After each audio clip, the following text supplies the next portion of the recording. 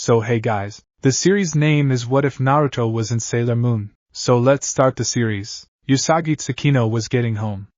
She had just gotten back after freeing the doomed tree. She knew things weren't going to be easy, but at least she had a few friends. However, she was tired, and thus really needed to sleep. The moment she reached her bed, she passed out quickly. She didn't even bother to eat, which somewhat worried her mother. Things were about to get a lot weirder, real quick. Usagi's dream. Where am I? She said, thinking no one would answer her. She was standing on top of a monument with a few faces engraved into it. Someone else walked up to her. He was male. Sun-kissed blonde hair, a similar color to her own, deep blue eyes, and whisker marks. He was wearing a jumpsuit. It was a burnt orange, with black on the shoulders and sleeves. He seemed about 6 feet tall, give or take a few inches. But what really caught her attention was his smile. It seemed to make her melt in happiness. My, you've grown, he stated. The last time I saw you, you were only 5 days old. What do you mean? Who are you? She asked. I'm going to take a page out of my father's book, say that I have no right to call you my daughter after having to send you away at 5 days old.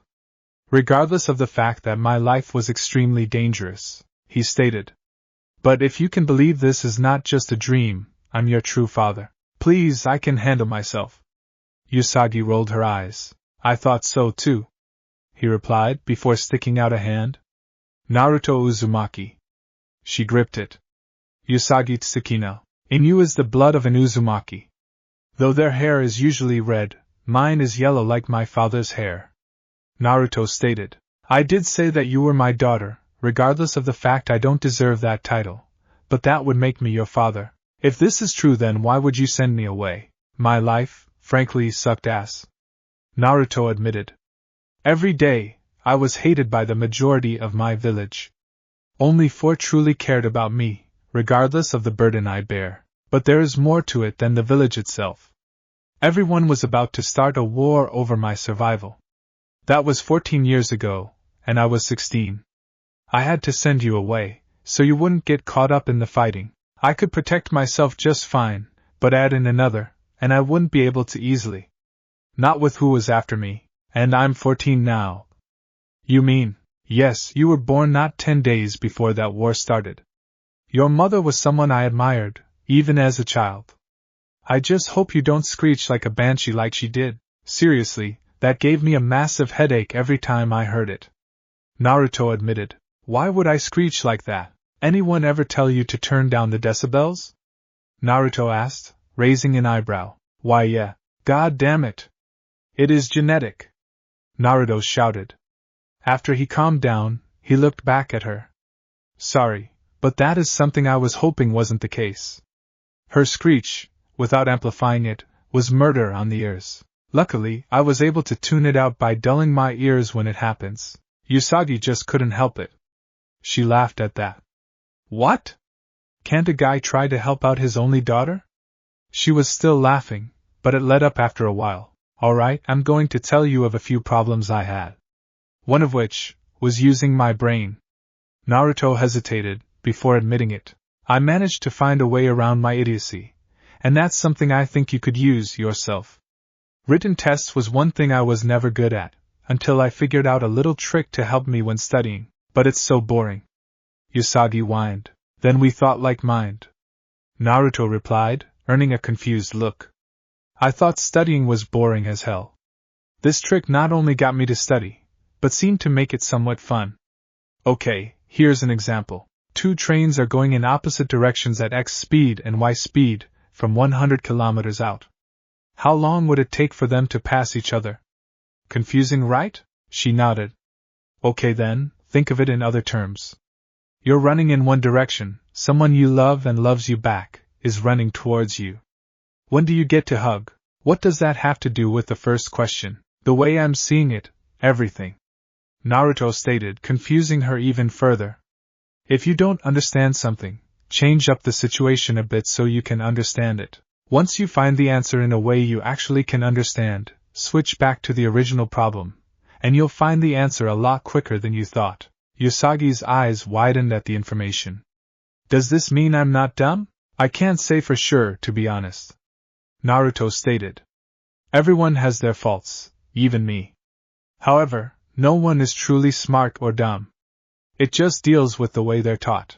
So I came up with the solution of my own idiocy, though I didn't think I'd have to explain it, and I can honestly say it works. Taking an uninteresting subject, and making it interesting through my own imagination and something that I actually like, I managed to learn a lot more than anyone else would think. Usagi simply nodded. Alright, here's the main reason I came to you in your dreams. All the fighting has stopped. Your mother, though dead, lives on in my heart. I've retired in my career as a ninja, and happen to be coming to your general area soon. Listen carefully, though. If your parents ask about you disappearing on them, tell them that it's to learn a few things that you wouldn't be able to otherwise. They should understand, and since it's not really lying, you don't exactly have to feel guilty about it. But if I don't tell them exactly what I'm doing, then I am lying. Not quite, Naruto stated. Being a ninja, you learn a few things. One such thing is how to hide the truth, without lying. And believe me when I say, I pulled that skill off easily. You may be hiding a few facts, but you're not really lying. He paused. Think of it this way. If you had a secret you don't want anyone to know, yet you knew some people were getting suspicious, how do you get rid of those suspicions without revealing the secret, or outright lie to them? Give them what they want to know, but hide the more important facts. Basically, yeah? You're telling them you've got something on your mind, but no one should really worry about it, as it wouldn't be that important to go around with. As for me teaching you of your heritage, which I intend to do myself, no one can know. If anyone asks, say that you're learning from a private tutor that has offered their services free of charge. At the same time, I'll teach you quite a bit about things that never truly change. Math and physics, mainly. History is always being made, so I can't be much help in learning it, but I can help in understanding it. Languages. Yeah, that should be easy. However, when it comes to your true heritage, and this is not counting past lives or anything, then I can teach you all you need to know. Can you tell me a bit about my mom? Usagi asked. Naruto shook his head. Not tonight. I still have a few things to take care of, and the sun is rising on your end. Rise with the sun, and you'll find you are rarely late. I've always had a problem with being late. Usagi looked down when she said this. Well then, you can fix that. Try to wake up earlier. And if you don't by the time I get there, then I'm taking you out on a camping trip, to teach you what I know. You will get used to waking up early during said trip. Of that I can be certain. You're my daughter, and an Uzumaki. You can handle it. An Uzumaki never gives up, Naruto told her, earning surprise from her, before it all disappeared. She opened her eyes to see the sun rising. Was that just a dream, she thought? No, it was definitely real. But that would mean I'm adopted. Oh no! I've been living a lie my entire life. She got out of bed, knowing that today was a school day. She didn't bother to try and wake up her cat. She had seen weirder things than that, after all. I mean, come on? A talking tree? She went downstairs, and found she knew of a simple recipe that came to her. She started to cook it, basically going off of her instincts, not realizing what she was doing. By the time she was done, she had found she was done cooking eggs, bacon, and toast. How did I do this? She then started eating, and finally she noticed that someone was coming to the door of the kitchen. Usagi? How are you up this early? I don't know. It's like something was just telling me to wake up, Usagi stated. I can't really explain it. And the breakfast? She pointed at the plate. I didn't know you could cook. I honestly wasn't thinking about it all that much. Not until after I was done with it all, Usagi replied, before a thought came to her. Am I adopted? Her mother, somewhat ironic, tensed up. What makes you ask that? Well, I can't say for sure, but something tells me I'm not really from this family, you know? Usagi asked. It's strange, but I don't think you're my real mother for some strange reason. You loved me like a mother should, but it's like you still weren't my real mother. The blue-haired woman nodded. You're right. Just don't tell your father. He would freak if he found out you weren't really my child. You appeared on my doorstep, and you didn't even look a week old. Why someone would leave a baby girl like that, I still have no idea. 5 days old. Usagi mused, catching the woman's attention. What happened last night, Usagi? Sure, I may not be your original mother, but that doesn't mean I don't love you like my own. My father is coming, Usagi stated, confusing her mother. I don't mean the one you married, but my real father. The crazy things in his life are finally settling down, and he's coming to help me out with my heritage. He did say it was important. How do you know you can trust him? His eyes, they held so much pain, yet had so much life.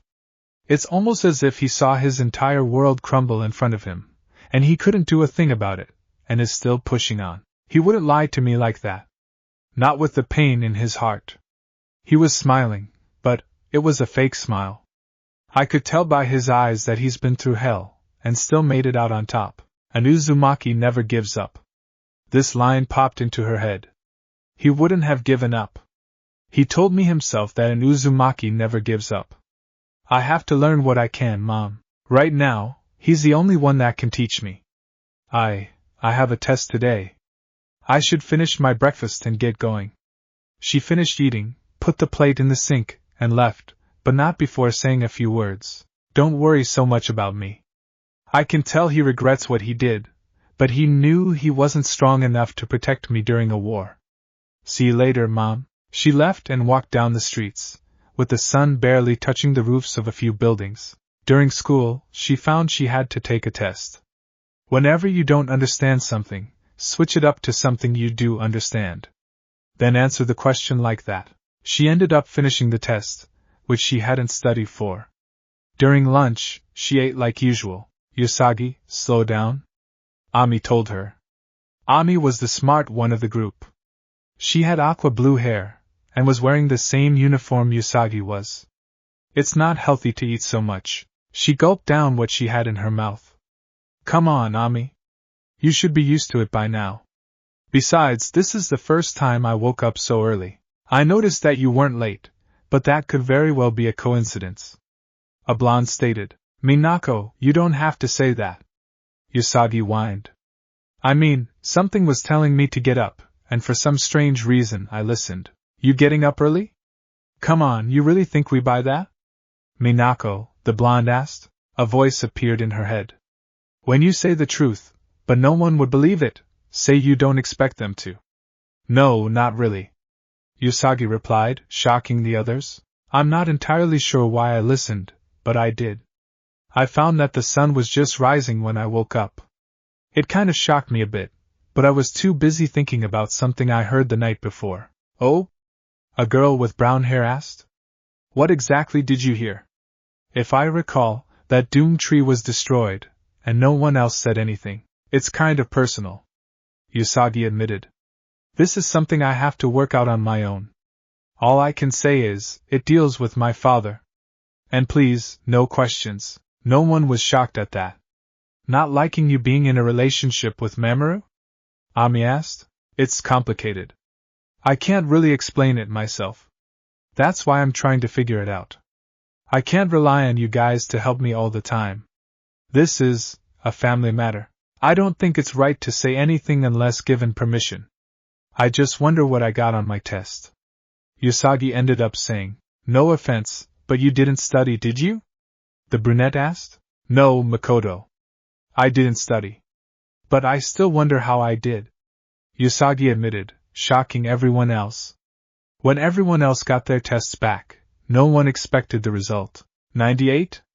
Everyone was gaping at Usagi, who was gaping herself after shouting her score.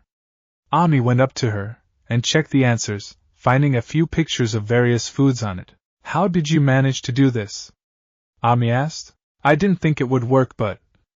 Damn, he was right. Changing the subject to something that I understand perfectly would help me to get it right.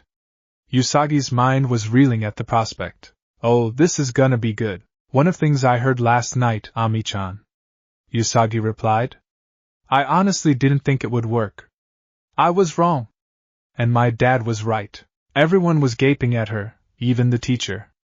Usagi, get up here. As sensei? I'm not sure how you pulled this off, but you better explain it. The teacher stated. change the question to something I actually understand. From there, it was easy as pie, Usagi stated, before realizing what she said, and stifled a laugh. I didn't think doing that would work, but I was wrong. And the pictures of food? She asked, her tone still cold. That was what I was changing it to, Usagi replied sheepishly. After all, I do understand food the best out of everything. Everyone was shocked at the simplicity of her answer. Ami was surprised at that kind of study tactic. She couldn't have come up with that alone. I may be her friend, and I will stick up for her, but this is beyond the realm of possibilities. She was deep in thought. Then again, the same can be said with her being the Moon Princess, but still, this is too far out left field. After classes ended, Usagi ran straight home. She was going far too fast. She surprised everyone at her speed, as it was faster than when she was late. Elsewhere, Ami, Minako, and Makoto were sitting in front of a raven-haired Miko. Eh? Usagi got a 98? It shocked us too, Rei-chan. Minako told her. I mean, what she did should, by all accounts, be impossible, Ami spoke up. I don't think she came up with that reason on her own, but it did seem like the truth. What reason did she have for pulling off the impossible? Rei, the Miko asked. Ami explained it. I'm not trying to insult her, but something like that would be impossible for her to figure out on her own, regardless of it being the truth. Rei was about to say something, before she felt a strange aura entering the area. She turned around, and opened the door to see a male, blonde hair, blue eyes, and whisker marks. He was wearing an odd jumpsuit, with a weird headband over his forehead. He went up to a tree, and Rei found something strange about him. He ended up sitting underneath it, and started to meditate. Rei then walked up to him, about to knock him out of it, when she noticed that he was doing something. What the hell is he doing? Doesn't he know this isn't a charity? It was then that she noticed his eyes darkening around the edges. He then opened his eyes, revealing green eyes with a horizontal bar in the center. Seeing this, Rei backed up, scared of the change. The man looked at her. You're a Miko, correct? He asked. Why, yeah. Well, in case you were wondering what I was doing, I was trying to see if the area had enough nature chakra for what I call sage mode. Luckily it did. I might actually find a good home in this place, he told her, a small smile on his face. By the way, it may be a long shot, but do you know of a young blonde by the name of Usagi Tsukino? Who wants to know? Rei asked. Someone who could level the city in one go, but wants to find his daughter in said city. I know she's in the area, as she lives in the Juban district. That's about all I really know, he told her. Naruto Uzumaki. Uzumaki? Where have I heard that name before? Rei Hino. They shook hands.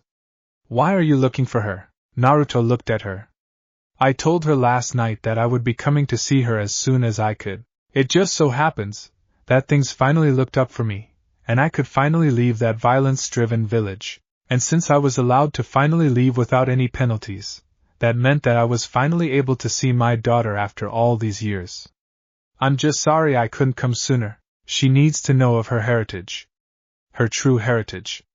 That kind of information is something only I can give her. I want to find her as soon as I can, but I don't think rushing myself to exhaustion is going to do me or her any good.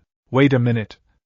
Are you the one that told her what to do for that test today? Oh, so she had a test, huh? Naruto asked. What did she score? Something impossible, I presume? How did you? Rei began, but couldn't finish. I'll let you in on a little secret. And Uzumaki is a master of the impossible. In fact, impossible is my middle name. My own existence, believe it or not, should be impossible, much less the fact that I'm almost completely sane. With a life like mine, anyone would just curl up and die after a year, at best. But not an Uzumaki. Naruto told her. The impossible has become an everyday thing for me, as it is with most, if not all, Uzumaki. Now that he mentions it, a lot of things she does would seem impossible. I mean, she does those things without thinking, but still, it should be impossible. Why didn't I notice until now? If you're wondering about her pulling off the impossible beforehand, which I hope she has, it's the norm for an Uzumaki. After a while, people get used to it. Naruto's eyes were closed, and when he opened them back up, they were back to its normal blue. Sage mode has run out. And that's my best sensory mode, too. Anyway, I should get going. I'll be coming by some time later. Maybe I can help out around the place. Wait! Ray shouted to him. You wanted to see Usagi, right? She happens to be a friend of mine. I was just trying to make sure I held no ill will towards her. Naruto finished for her, somewhat surprising her. I understand what you were trying to do, but it would be best if I saw her in person before that. I already regret that I had to talk to her in her dream last night, but you can bet your seals that I want to see her in person. Quick question. Does she have a banshee-like screech? Yeah, how did you know, if you've never seen her? Ray ended up asking. God damn it. It really is genetic. Naruto grabbed at his hair. Her mother was the same way. Honestly? I think it's a Haruno thing. And if she figures out she can amplify it. He shuddered at the thought, and so did Ray. Not a pretty picture, tell me about it. Ray added, anyway, if you see her come up here after I leave, let her know I came by. I kind of like this place, because of the serene feeling, you know? Naruto stated. I may just come back tomorrow. Later, he walked off, waving his hand. Ray went back to her friends that were present. Hey girls, did you know that Usagi was adopted? No, but why would she be? Minako asked. Now that I think about it, she's a little too different from her family, but that's somewhat normal for some families. Ami added, well, the one that just came by was her real father. And it seems like he could be a major threat if angered. Ray told them, you think he could take us down? Makoto asked. Without a doubt. I could see it in his eyes. He's watched his whole world crumble, and come out of it seemingly unscathed.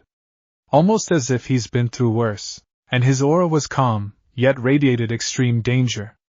Ray told them. Also, how many times has Usagi done something that seemed impossible? I think it was well over 100 times. Ami answered. Why? Too many to keep count, right? Ray asked. Everyone else nodded. He said it's somewhat of a genetic trait of all Uzumaki, which he is a part of. The impossible is what they live through. They're used to it, and somehow, I don't doubt that he's her father. Not to mention he looked like he was about to pull out his own hair when I told him she does screech like a banshee at times, saying it was genetic. Screaming like a banshee, being genetic? Ami asked. That would be impossible. Wow, she really has a lot of impossibilities in her life. Someone knocked on the door. Ray, telephone. All right, I'll be right there. Ray replied. I better check this out. She took the phone. Hello? Ray-chan, I won't be able to make it for another few hours. Came the voice of Usagi. Usagi? Who else usually comes late? At least this time I have a somewhat valid excuse. And what, pray tell, is this excuse?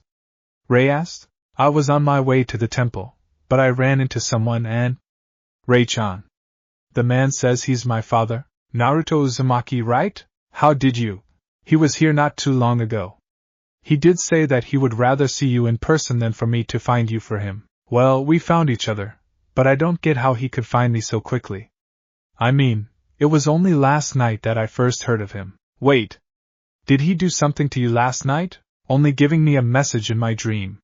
He also gave me advice for studying, which I applied to a test today. I still can't believe I got a 98%. Yeah, that is a little out of the ordinary. At least he told me that an Uzumaki is a master of the impossible. Looking back at things, a lot of the things that follow you around is usually impossible, Ray told her. I figured as such. Hold on. There was babbling on the other end.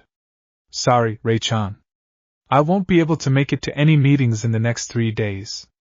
Every weekend I have to go through some lessons with my dad. Maybe he can make it so I actually can understand it. The fact that I couldn't understand most of the stuff in class was because of the way they teach it. I'm kind of hoping he can help me in that regard. The others are already here, and since our last enemy was already defeated, I can't see another enemy coming anytime soon. Ray stated. Make sure to spend some time with Mamoru. He is your boyfriend, after all. I know, but my dad wants me to at least get better mentally. He says it will be needed in the future. Regardless of how much it doesn't seem like it. Heh. Fine, I'll let the others know you won't be joining our study sessions for a while. Thanks, Ray-chan. You're the best. I got to go now. Tell the girls I'll see them in a few days. And if Mamoru asks about me, tell him I'm out trying to better myself. Sure thing, I guess. Ray replied, before hearing that Usagi hung up on her. Ray went back to her other friends and told them the news, and they seemed to understand. Forest, Naruto, and Usagi found themselves in front of a cabin. Welcome to my current home, Naruto stated. Current home? Yeah, the last home I had was Kanahigakure, but I had to leave in order to be in the area. This place is effectively hidden from anyone on the outside. Right now, only you and me can get in here. Come on in, Naruto told her, opening the door and walking in. Usagi's mouth almost detached itself from her face. What she saw was virtually impossible. On the outside, it looked like a one-story, one-room cottage. When she got inside, she saw a 3-story, approximately 15-bedroom, 10-bathroom, 2-kitchen. Well, you get the idea. It was no mere cottage. It was a mansion. How did you get it like this? And Uzumaki is a master of the impossible. As such, you and I can both do this, Naruto admitted. While you will not be as good as I am to start, you can get as good at this as I am. It took me years to be able to make a 6-story, basement and ground floors included, into what would seem to be a 1-story, 1-room cabin. I basically maximized the space to a level far beyond seal masters. What? You've got a lot to learn. The first thing you have to learn here is to increase your mental strength. In other words, your intelligence. Naruto told her. As much as I don't want you to fight some twisted evil, I want you to be ready in case you have to. What do you mean? I've already faced off with 2 baddies, Usagi stated. Oh? And were you the one trying to lead people? Yeah. Did they agree with you all the way? Naruto asked. Well, and that's where you and I differ, Naruto told her. There goes a saying. Under a great leader, cowardice cannot survive. In other words, in order to lead, you need to make the ones that follow want to follow you of their own will. You don't force them, but you show them you can lead them into whatever victory that's coming. For this, you need a strong mind. You mean I'm stupid? Usagi was on the verge of tears. Not by a long shot, Naruto told her. You simply lack in the intelligence department. Your physical ability doesn't seem that good either. To be a leader on the field of battle, you need to be a great warrior. To be a great warrior, you have to increase your mental and physical strengths to the maximum allowed. Your intelligence has a long way to go. You have the stamina, but lack in the physical strength. You have a long way to go to be great. And that's where your heritage comes in. She looked at him with hope in her eyes. Your Uzumaki heritage is one thing that would usually help immensely. I'm afraid I can't do much with your mother's side, as I never really figured out the specifics of her clan, especially since her clan was completely unknown. Both of my clans were well known and feared back home. The Uzumaki and Namikaze clans were expert seal masters, Uzumaki more than Namikaze. You didn't learn anything about my mother? You kidding? Naruto raised an eyebrow. I was basically her classmates since we were 9. At 12, we were paired up on a team with the king of Amo, Sasuke Uchiha. Sakura, at first, always hit me for doing anything that even resembled idiocy, or if it was an insult to Sasuke. They are both dead now. Naruto's face was now down. Sasuke, he went traitor. Sakura, she was killed by Sasuke. Then I killed Sasuke for killing her. You wouldn't have been 2 months old yet at that point. You said you didn't want to take a page out of your father's book. What did you mean? Usagi ended up asking. Out of all the questions, she wants to know that? Don't ask me, Kit. My father gave me a gift that no one would ever truly want. In the end, he died, and my mother died that same day. That was the day I was born. I didn't know who my father was until I was 16. My mother, I found out about a few months later. You were born before I found out about her. When I was 18, any and all inheritance that I would have gotten was transferred to me. It was then that I figured out just how much I had to build on. I ended up being the Rokudame Hokage, the leader of my home village. At 29, I passed it on to the next one. It turns out the gift that made the village scorn me, hate me with all their being, ended up worshipping me as their leader. When I retired, I ended up reading, and playing shogi, go, and the like. Finally, I remembered about you, and figured that I was a straight-up idiot for forgetting about my own daughter. Can you tell me about Mom? Usagi asked. You might as well sit down. It's going to be a long story. Naruto sat down on a chair, Usagi doing the same. He talked for hours, letting her know everything that he remembered, which it turns out was a lot more than anyone would expect. The explanation went for a few hours. Would you look at the time? Time to hit the sack. You're getting up early tomorrow.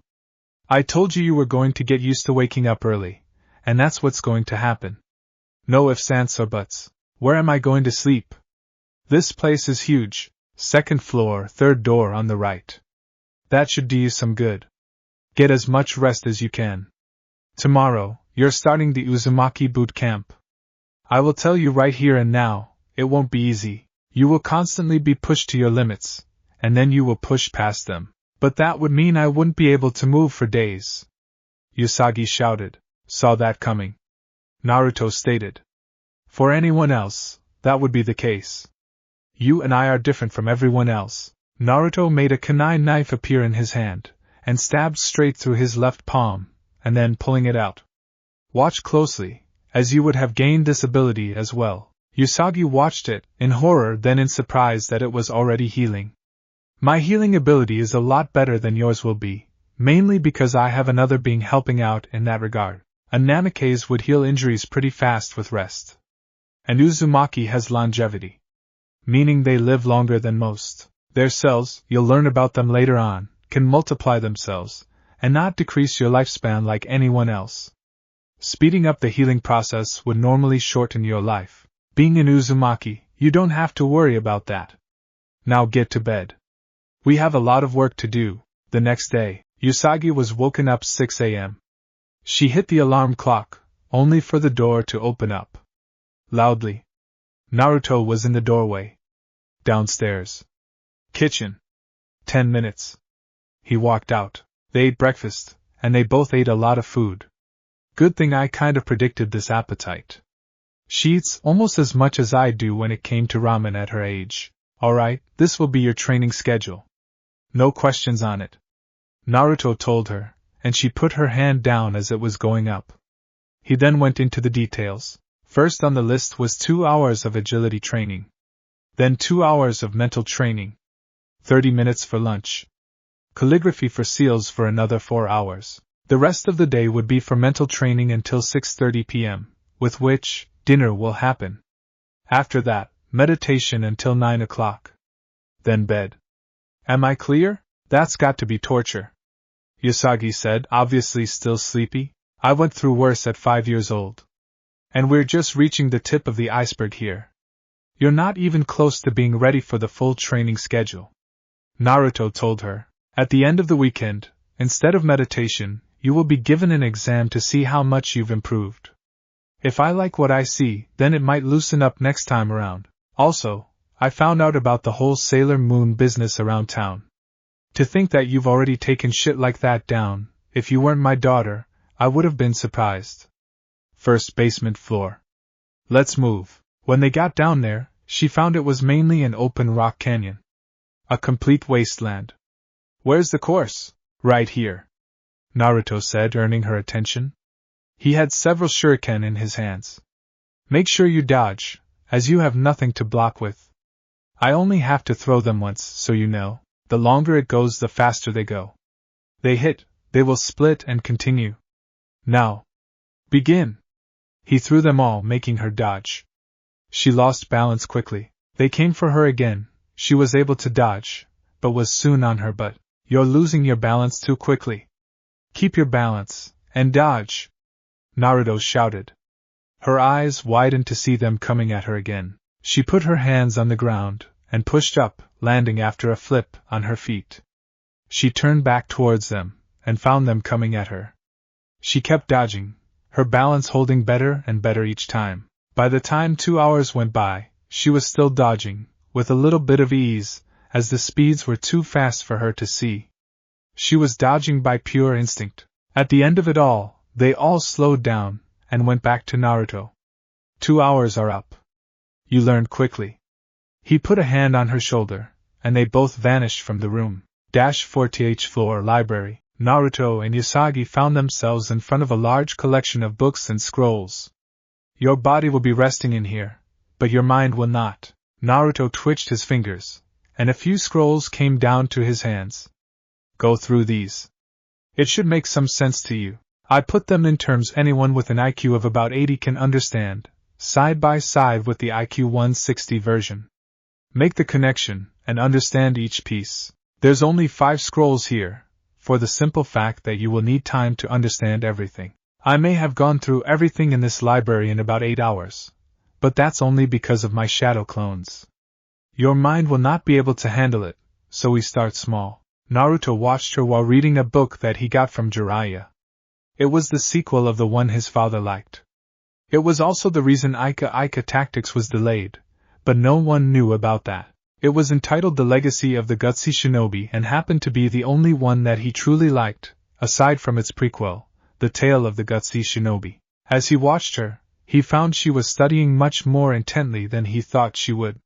She's motivated, that's for sure. She probably wants to make you proud. Remember when you found out about your mother? Yeah, I wanted to make both of my parents proud. Well, at least you're a lot more bearable than when you were a brat.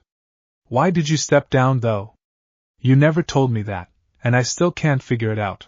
I had my reasons. I just can't see them anymore.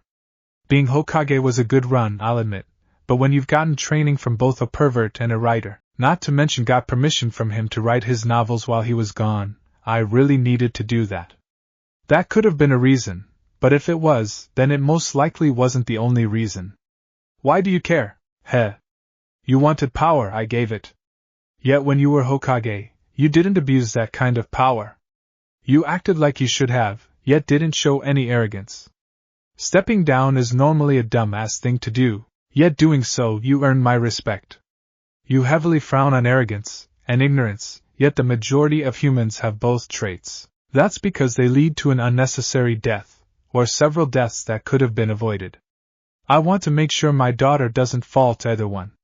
And I will make sure of it. That's why one of the scrolls I gave her today was the leading causes to a legend's death, and the reasons for each. Ignorance is a major supplier for unneeded deaths. You know that, as well as I do from Gaara. Yeah, I know. Kyubi told him. Back to the matter at hand. What else do you plan on teaching her? All of the Namikaze and Uzumaki clan history, and techniques.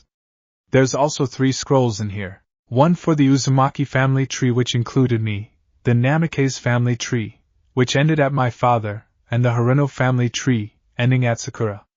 I'll be getting her into those later on. I may have done quite the amount of research on my clans, but for some reason, I omitted Sakura's. Don't ask me why, because I don't have a clue. That figures. After all these years, you still have bouts of stupidity. I can't help the way I was raised. My childhood was hell, and you know it. He didn't get a response to that. What?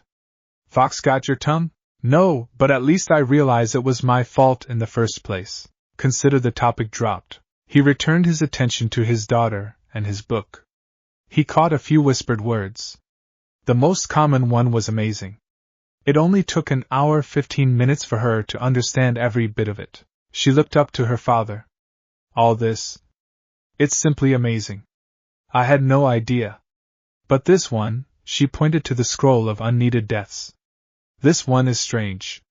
Why did you have me read it? It's not like any of it doesn't make sense, because it does, but why? Ah, the unneeded death scroll.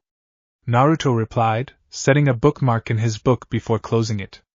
That scroll was put in here by my own 2 hands. I wrote out everything I found. Those happen to be the leading causes of a legend's death. Heroes are also on there, because they tend to sacrifice themselves, and that's one of the leading causes to an unneeded death as well. I wanted you to understand why those tend to cause unnecessary deaths, so you don't fall victim to any of them yourself. The top three of all of them are arrogance, ignorance, and self-sacrifice. While I have seen self-sacrifice, I never want it to happen. It shouldn't have to. Arrogance and ignorance are two things I utterly hate, and believe me when I say, I have a hard time hating the ones that beat me half to death when I was still a toddler. What does that tell you about them? Never get too full of yourself, and forgive what can be forgiven. Usagi replied. Naruto just nodded. Add in one thing. Enjoy the little things in life, because you never know when the next day is your last. I learned that the hard way. Everyone takes advantage of the sunrise, yet I didn't, because it meant that I was still alive. My line of profession put my life on the line any time I walked outside my village. Considering the fact that the majority of my childhood was a life or death struggle, I was used to it. That's got to be rough. It was, Naruto stated. However, unlike most others, I never gave in to their ideals. I may not have known about the why, but after I found out, I understood why they did what they did. They acted in fear and grief. Fear of what they don't know, grief of their loved ones that died in an attack that was stopped the day I was born. They needed some kind of scapegoat, and I was their choice. It all ties back to the gift my father gave me that day. And no, I'm not explaining it. Not yet anyway. He looked at the clock, and pulled another scroll out. See if you can get this one in 35 minutes. Same rules apply, and after that, we're getting lunch. She managed to get it just in time.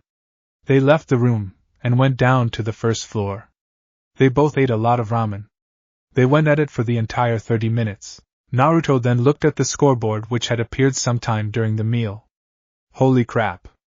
Usagi saw what he was looking at. Okay, what does that mean? I had 42. You had 43. You ate more ramen than me. If I had any doubts about you being my daughter, this just got rid of them.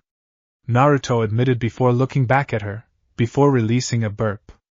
Excuse me? Usagi then released a burp, louder and just as long. You were saying? They looked at each other and laughed. And here I thought I had no manners because no one bothered to teach me until I was 13. You got to admit, that was a pretty good one, though. Usagi stated. No kidding. His face went from playful to downright serious. Now we're going to work on seals. That's a specialty of the Uzumaki and Namikaze clans. You'll need to know them. Usagi nodded, and they both went upstairs back to the 4th floor, but into a different room. Usagi was going through the lower-level scrolls first, and trying out her luck with some of them. After 3 tries she got most of them complete in design. After 4 hours, with which Naruto was making actual seals for later use, Usagi managed to make the basics easily, and even went into the intermediate-level book. They went back to the previous library, and Usagi was now reading several other scrolls, most about the Uzumaki clan, though some of them were for the Namikaze clan. When she went through everything, and yes, she did get through all 20 scrolls, her brain was basically overloading itself, and she was a little dizzy with all the information she had gone through. It was close to 5:30 at that point. Looks like you took in too much information at once, Naruto stated, earning a nod. Looks like we'll be starting meditation early. He put a hand on her shoulder, and they ended up in a room that seemed to have a waterfall. This happens to be the meditation room. 2nd underground floor. The crashing water behind us is actually a lot more calming than you think. Naruto sat down, and closed his eyes. All you have to do is empty your mind, and keep it clear. It will help you sort out what information you have gathered so far, and also can help to clear headaches. I, on the other hand, use it for several other reasons, which I don't really think apply to you. It helps you to relax, and said to learn of your true self. If you have another being sealed in you, you can talk to them like that, as well. She nodded and sat down. Clear your mind, and listen to your center. Only then can you understand meditation. They both were silent for a while. Naruto went into a conversation with the Kyuubi, mainly about the possible future. Tsukino household, Juban district. Ikuko and her husband were a little worried about Usagi, Ikuko less than him. I'm sure she's just staying the night at Rei's place, a little boy stated. She did say she was going over there, and she didn't come back. Shingo, you can't be serious. She would have called us if that were the case, the old man said. It can't hurt to call her and find out, could it? Ikuko asked, before getting up and calling her. Hello, is Rei there? Speaking. Rei, is Usagi over there? Her father is extremely worried about her. She hasn't come home since she left for your family's temple. No, she never made it. But she did call and said she won't be in the area for the entire weekend. I take it you didn't get the memo? No, but I figure it has something to do with her father. The one that you married, or her real one? You know? Yeah, he came to the temple and found it to be a place he liked. I got a call about 10 minutes after he left from Usagi, giving me the message. I thought she would have called you first. Well, she didn't. I take it she's with him? That's what she said? I can only think that she's learning everything she can from him about her heritage. She'll be heading to school on Monday, as far as I know. Other than that, I can't say anything. Normally, someone like him, I can find easily. But I can't find him, even with the Sacred Fire's help. It's almost as if they're in another dimension, or something. A/N close. Space-time barrier. I don't think we should worry about her. I already know bits and pieces about him. As long as she's in one piece, I won't have any complaints. Ikuko told her. All right. I'll keep an eye out for them. If they don't show up on Monday, I will find out. Thanks, Rei. I owe you one. She's my friend, regardless of how much of a klutzoid she can be. I have to look out for her somehow. They both hung up. Honey, what's the verdict? He asked, when she came back in. She's with an old friend of mine. She lied.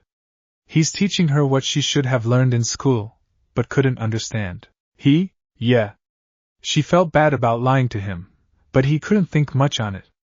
At least I know that she will be safe. I remember him saying he was a one-man army. If anyone goes after her, he will attack without hesitation. Political status won't matter. It was Usagi that told her that, but she wasn't sure about that. It was at that point, the doorbell rang. I'll get it. When she opened the door, she looked at the blonde. Ikuko Tsukino, I presume? It was Naruto. That's me. Who are you? Naruto was soon whispering in her ear a few things. Her eyes widened. You mean? Yes, she's staying with me for the weekend. I'm currently trying to figure out a way for her to be here with the family she's known, and I can still see her and teach her what is needed. Naruto told her. She told me you were a one-man army, but somehow, I don't see it. Oh, she did she? Naruto asked.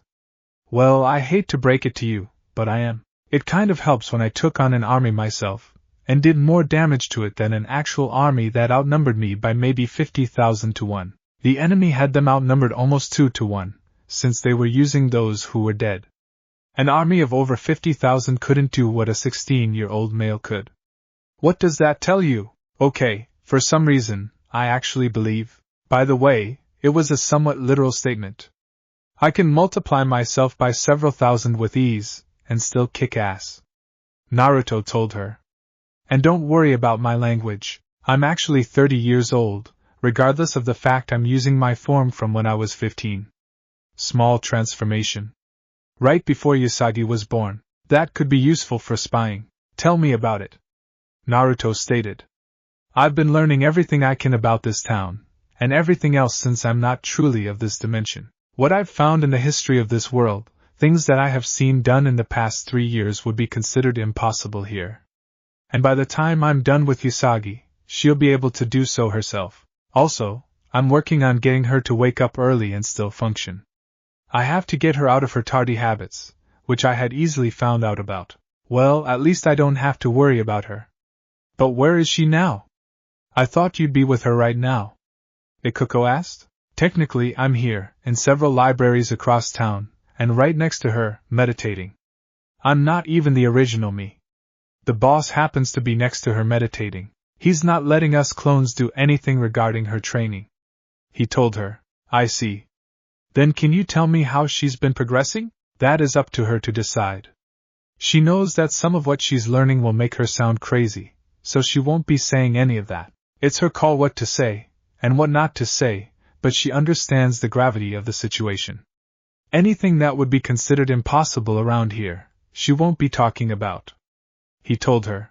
I will admit I happen to get pleasure out of proving people wrong, but that's mainly because I've been doing so my entire life. I went from demon brat to leader of the ones that called me such. Also, a few books will be getting published sooner or later. They're my old sensei's works, but since he's no longer around, I'm spreading it. Note that it's a little graphic, and highly perverted, but that's his style. After the third book is published, it gets toned down with the fourth, which is where I started working on it. Just know that I'm not some kind of pervert, as I have a great deal of respect for women, regardless of my sensei being a self-proclaimed super pervert. I've actually tried toning it down for the first 3, but I can't seem to do it justice. Well, thanks for dropping by, Naruto. I appreciate what you're doing by letting us know, but you're a little late on the uptake. I figured as much, Naruto admitted, before pulling out an orange book. This is the first of the books my sensei wrote. It didn't sell well, due to the time frame being a war situation, and he didn't make a sequel until I practically begged him to do so. Those 2 happen to be the only ones that have no perverted scenes in them. They also happen to be my favorites. The ones by Ramen Sage, once they get out, those are the ones that I'm trying to get published. This one would be more of a young adult, while the rest of them, aside from the sequel, would be more rated R, kind of thing. Just know that it would get toned down a bit after the 3rd book. It would be a way for me to gain a lot more money and actually get my own plot of land, so I can put my place there, and not feel guilty about it. Go ahead and take it. I have another copy back at my place. Speaking of which, where is your place? I'm a little curious. Oh, it's in a little pocket dimension I created the moment I got here, Naruto stated. Only Usagi and myself can enter it at this point. Basically, it's a safety measure that, right now, only I can use. A space-time barrier is what separates it from this realm, and that's why it's considered a pocket dimension. Another reason is because it can be moved. If anyone asks, I'm helping her better herself. Have you found out anything about her? A lot. Believe me when I say, I've gone through her memories, but she's not aware of it. I hate the fact I had to do that, and I haven't told her much about my childhood, but I did tell her why I wasn't planning on telling her for a while. You mind telling me? For lack of a better word, my childhood was hell, Naruto stated. I'm not going into specifics, or the reasons why it was, because it doesn't matter at this point. I guess I can trust you with this, Ikuko stated. Thanks for letting me know about this. She paused. Did you figure out how to make it possible? I'll be working with her on the weekends, and she'll be staying here during the week, or for school. If something dangerous comes up, and I don't have my own land at that point, I'll be staying at Rei's temple, with a part-time job there. I already have the go, and her friends already know of me, so they won't mind. That Rei character though. She's different from the others. A lot more spiritually oriented. It's likely she's found that you don't want to piss me off. Last person to do that almost got themselves killed, and barely walked away with their life. I'm letting you know this now. I can be your greatest ally, or your worst enemy. Those sailor senshi that go around here from time to time. My skill is on par, if not higher than all of them. You could easily say I'm more dangerous due to me not having any official records here. Anything else I should know? She's got better analyzing skills than I did at her age. He looked over his shoulder. I'd almost say she was determined for something. I don't know what, but I know she is. She's like me in that regard, he sighed. For people like us, impossibility is the only thing that's impossible. An unwavering determination allows this to be possible, and she has it. When she wants to do something enough, she will find a way to make it happen. Let me do what I need to, and everything else will fall into place soon enough. How smart do you think you could get her? I'd say above college level in math, physics, and the like. That's about Michigan where I'm from. I'm about Haijounen in that regard, and that's about twice as high. With what I had to go through, it was a necessity. Everything else, I'd be getting where I can. However, when it comes down to battle strategy, which I figure will one day be needed no matter how much I hope for the opposite, she'll be able to compete with top war generals. On that I can guarantee. In a fair fight I can still take them down with nothing more than a kunai knife, and taijutsu, which is hand-to-hand fighting. I'll be getting her stamina up, though she has a lot of it already. She really needs to stop wasting energy like she has been. Been working on that too, I see. Well, thanks for dropping by. I think we should let you handle her studies. Also, her cat Luna seems to be worried about her. Luna, the black cat with a crescent moon on her head. Let Luna know that Usagi is safe. No one, not even a time traveler, can get to her where she's at. She's in good hands. Are you sure? I mean, I don't think she can understand me. Trust me. She will. Ray and her friends are already in the know, and you could tell her that. He turned around. See you? The moment he walked out the gate, he vanished in a swirl of wind and leaves. It's been a month since Usagi had met up with Naruto. Everyone was seeing the improvement. After the third weekend, she actually challenged Ami to a game of shogi. It was a close game, but Usagi had actually won, surprising everyone else. Usagi had managed to convince Naruto to allow her friends to come in, and he had finally got it ready. Now, on the fifth weekend, Usagi and her friends were walking to the edge of a small forest.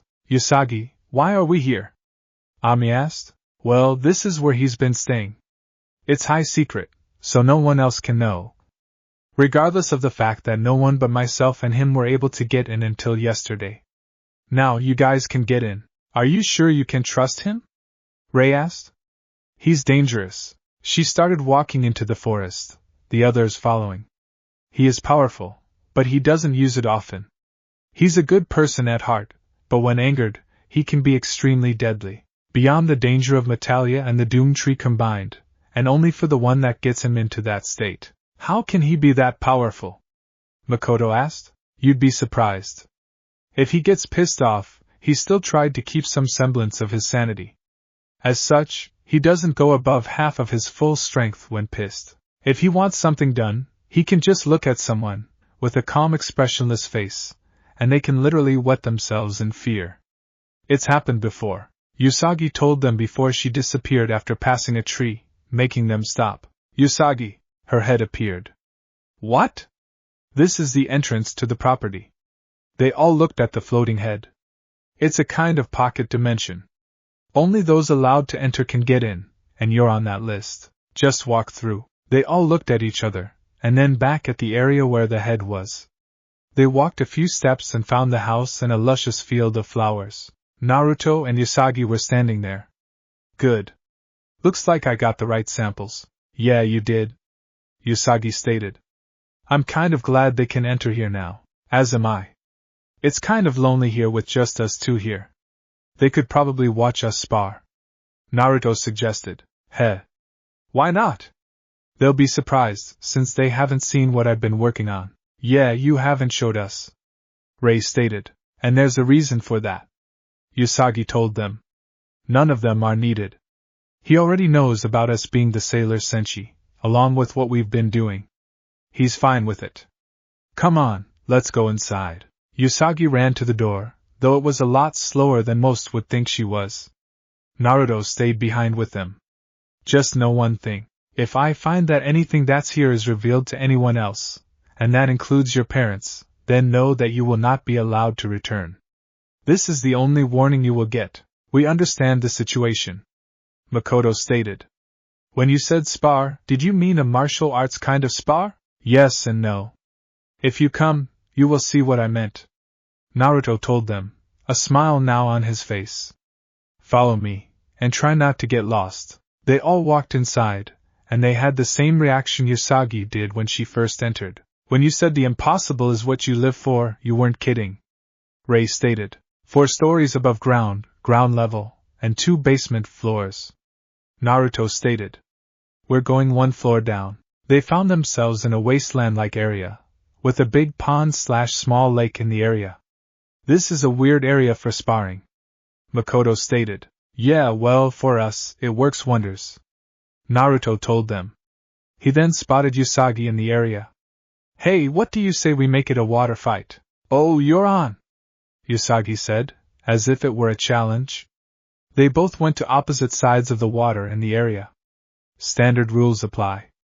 Any conditions? No more than 5 elemental jutsu. No seals. No clones from either side. Usagi stated. Other than that, free reign. Agreed. Naruto said before they walked onto the surface of the water, surprising them all. Rei was about to try and walk herself. Don't even think about it, Rei, Usagi said, as if she were warning her. This lake is usually about 36 degrees Celsius and 8 feet deep. Without the right training you can't walk on it. What? But you can walk on it. That's because I trained her to do so, Naruto stated. You're about to find out a bit of what I can do. See if you can keep up. Wait a minute, Usagi stated, suddenly remembering something. Ami-chan. Turn into Sailor Mercury, and scan everything that goes on. See if you can find everything that happens. Ami was surprised at this, but did just that. Mercury power! Naruto saw the transformation, and had one thought. Never let Jiraiya near them when they transform. Kid? Jiraiya's been dead for years. Oh yeah? Forgot about that. Sailor Mercury was standing near the edge, and made a visor and mini-computer appear. Okay, everything's set on my end, Mercury stated. Alright. Let's do this, Usagi stated. Ready. Go! They both charged each other across the water. There was a lot of physical blows, which Makoto found was not only fast, but fluid and controlled. She found that Usagi had easily surpassed her in martial arts. They then got back, with Naruto going through hand science. Suiton, Water Dragon Missile! Naruto shouted. Usagi jumped out of the way of the large water dragon that would have hit her. They all saw this, but couldn't believe it. They then saw Usagi going through hand science. They didn't see the significance of them, though. Ami was furiously typing away on the keyboard and looking up at the fight. Suiton! Gunshot! She blew out a few blasts of water, and they saw Naruto going through hand science. Futon! Spiraling shield! The liquid blasts turned into rain. Okay then, Usagi said, going through some more hand signs. Naruto's eyes widened at this. Oh shit! I didn't teach her that jutsu. Kit the cloak. I know! Naruto was soon enveloped in an orange cloak with a foxtail. A giant flaming dragon appeared and struck Naruto. Ami was the only one who caught the cloak appear before the hit. Whoa! Everyone but Ami shouted. I don't know how she pulled that off, but I don't think he could survive that. Makoto nearly shouted. No, he's still there, Rei stated. I don't know how, but he is. I do, Mercury stated. I didn't get much before it hit, but he was surrounded by some kind of cloak. It was radiating some kind of evil, yet purified energy. Usagi was panting. I know, that wouldn't kill you, and on that you're right. A deeper version of Naruto's voice stated. I'm surprised you managed to learn that jutsu. I don't recall teaching it to you. It was kind of a test run, Usagi stated, her breath back under control. I also see I forced you to summon the Jinchuriki cloak. The surprise of you using that jutsu left me with no option. I wouldn't have had time to dodge, regardless of how quick I recovered from the surprise. Yeah. I'm almost out of energy after that. No surprise there. I didn't teach you that jutsu for the simple fact of your reserves. You'd have an easier time if you were fighting as Sailor Moon from the start, but you weren't. I think we should stop the spar now. He dispelled the cloak, reverting his features back to normal. You know I don't like using the cloak. Usagi was about to collapse, but Naruto was instantly there to catch her. And now you see what I mean. Yeah. She passed out. He walked over to the others. How did she do that? Rei shouted. What I want to know is, what was that fox-like cloak? Ami asked. I can tell it's like a purified version of some evil power, but that's about it. I'll explain that later. That version of it can be highly dangerous if used too often, Naruto told them, as they walked back upstairs to the room Usagi was using when she was here. She'll be fine in a few hours. She's learned everything about her heritage, and that includes the fact she heals faster than usual, and her body will last longer than most. Okay, what the hell have you been teaching her? Makoto asked. Everything she can learn from me. I'm sure you've noticed the changes she's gone through. Yeah, she's rarely late now, Minako stated. Not to mention her grades have improved significantly. Ami told him. The whole late thing, That was because of her waking up late, and not getting much sleep. After everything I put her through, on a full stomach, she could go on for at least 10 hours before complaining about hunger. Me? I can go almost 2 weeks including sleep before I have to eat. I don't do that though. It's not healthy. Naruto told them. What about that cloak? Ami asked. Have any of you heard about a legend about 9 powerful beings that roam the planet? Naruto asked. Ami nodded, but the others were confused. I see Ami is the only one. What do you know about them? She told them the legend as she saw it. No one has been able to prove they exist, and science wouldn't let them exist. Why? Because those 9 beings are real. They can't be killed for good. I'll be honest with you, I've gone up against a couple of them. The ones I went up against were the one-tailed tanuki by the name of Shikaku, and the 8-tailed cephalopodox. They were hard to take down, but I managed to end the fight without any casualties. I was 13 when I went up against Shikaku. 16 when I went up against the 8 tails. That was about a week after Usagi was sent away, and more of a spar. He was helping me to control the Kyuubi, which is the reason I can have that cloak at all. You mean the Kyuu no Bija are real? Ami asked, her eyes wide. Yeah. The Kyuubi no Kitsune is sealed within me. I managed to get rid of the one person he feared, and it wasn't the Shinigami. We still argue, but we get along. A lot better than when I was 13, to be honest. I managed to help rid him of his hatred, and he's somewhat thankful for it. It's why the cloak would seem somewhat purified, but still have the evil power he had. It wasn't originally his, though. That's why it still radiates the evil power. It's a lot better to do so a different way, as it doesn't hurt my own body, and it isn't toxic to those that touch it. The one that appeared is toxic, and highly dangerous if touched.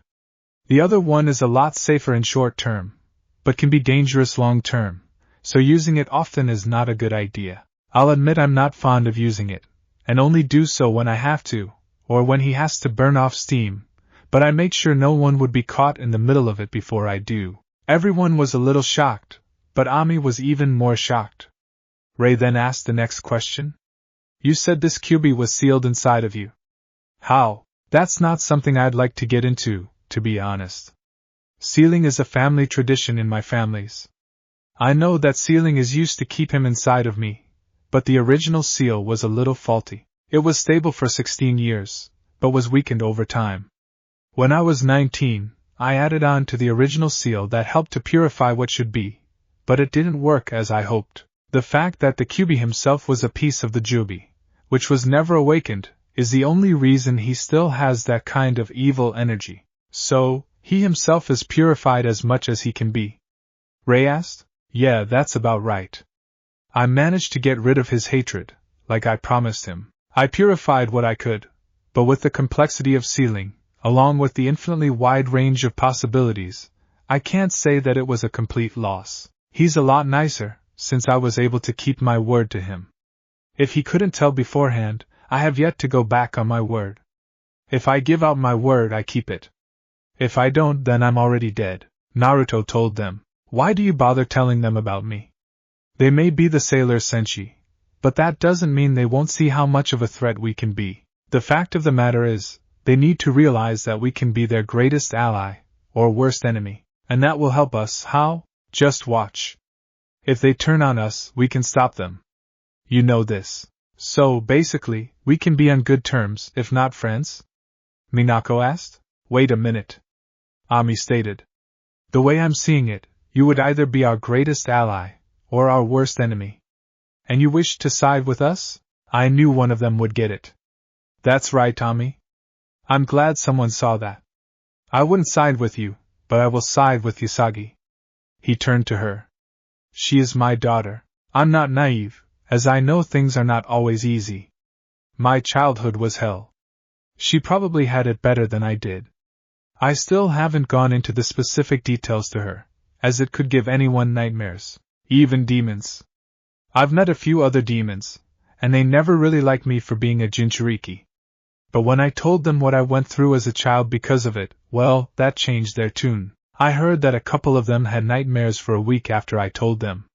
In the end, I gained their support, and they're like a second home. They're still not happy about me hosting one of their previous leaders, but they're happy I don't use him to order them around like I could. I don't abuse the power I have, and only use it defensively. They all looked at him in pity. I never liked being pitied. In fact, I downright hated it. Even to this day, there are very few things I hate. When people pity me for my childhood, that's one. Ignorance, that's another. Arrogance. That's a big one, and I had to deal with a friend like that. He was somewhat like me, in that he became an orphan, but he was driven by revenge. He killed Usagi's real mother, someone I loved. I ended up killing him afterwards. I haven't loved anyone else since. No one else seems to compare. Someone else that loved me since I like Sakura, she helped me out, but to be honest, I never actually loved her. We stayed friends, and she was fine with it. I could tell she wanted to be more than friends, but she understood that I just wasn't able to move on to someone else. She's the only one, aside from my grandmother figure, that knew I had a child somewhere, and I was such an idiot caught up in my own pain that I forgot until the Kyuubi himself reminded me. Wait, you actually forgot about her? Minako asked. And she's already aware of that, Naruto said. I'll be honest, I didn't expect her to forgive me for that. I know I wouldn't. She told me she understood the situation, and that I wasn't mentally stable enough to care for a child. Putting her on Ikuko's doorstep was probably a good thing for her. She didn't have to deal with the stupidity I had to grow up with. If she did, it would have turned out a lot worse than you could imagine. Nowhere near as innocent as she was. Now, her naivety is gone. She knows the way the world works. She knows what to avoid, or if it can't be avoided, how to deal with it. How did she manage to get so smart so quickly? Ami asked. I figured you'd ask that question sooner or later, so I planned ahead and brought out one of the scrolls. I had her learn what you would consider college math, but where I'm from is learned at about 15. Wow! Where would she be now? Ami asked. She's gone above and beyond what I thought in the time she had. She ended up going from academy first year, which is the equivalent of 4th grade here, to Midjounen, which would be past a 4-year degree here, but not on the level of Ph.D. I would have expected possible Midshunen, which is just entering college after this week, but her progress was a lot better than I thought. She basically absorbed it. He handed her the scroll. This is one of the math scrolls she learned from. Look through it. Ami saw inside of it, and saw the genius behind it. 2 columns. One with a complicated version, though easy for me to understand, and the other. This one looks like a 5th grader could understand it. That's how he got it through to her. And that's how he got her to learn. This is genius, Ami stated. I've never even thought of something like this. Wait, what? Rei asked, looking over her shoulder. I kind of designed that scroll's format. Naruto told them. One side, someone with an IQ of about 80 would understand it. The other is a more complicated version. Someone with an IQ of about 160 would understand that one. Each column has the same information, just worded differently for different mindsets. After I told her this, she read both of them and suddenly understood the complicated version. It worked for me, who had very little smarts until I was 13. No one bothered to help me understand things, and they did their best to stunt my growth. I had to push myself past my limits daily. I never gave up, and I was determined to be the best. I never stopped progressing until I came here for Usagi. Now I'm trying to help her get to her best. And what do you really think about her progress? Makoto asked. Impossible, Naruto stated. And yet, I'm actually happy for her progress. It means she can pull off the impossible. She's actually made me proud already. She's taken down 2 beings that are highly dangerous. I've taken out 3, but only one of them beats both of her major enemies. What do you mean? Rei asked. Have you ever gone up against an enemy that not only could control an army of the dead, but could make any possible attack useless by turning his body intangible? Ami's eyes widened. This same man, he compared himself to a god. He could erase his entire existence, and be written back in anywhere on that plane. No one was able to match him. Not even the 5 strongest warriors. 3 were male, 2 were female. One of the males were my age, and bore the burden of Shikaku's host. Well, he did. It was released, but he was revived since he had died because of the removal process. Then how did you get rid of him? Rei asked, curiosity in her voice. I was the only threat to him. The reason being I was an Uzumaki. I could control a bijou to a point. However, once I gained full control over Kyuubi's power, and I still do, I kind of took on an old persona, to be honest. A little before that fight, I thought things through and was careful. After said fight, I was the same.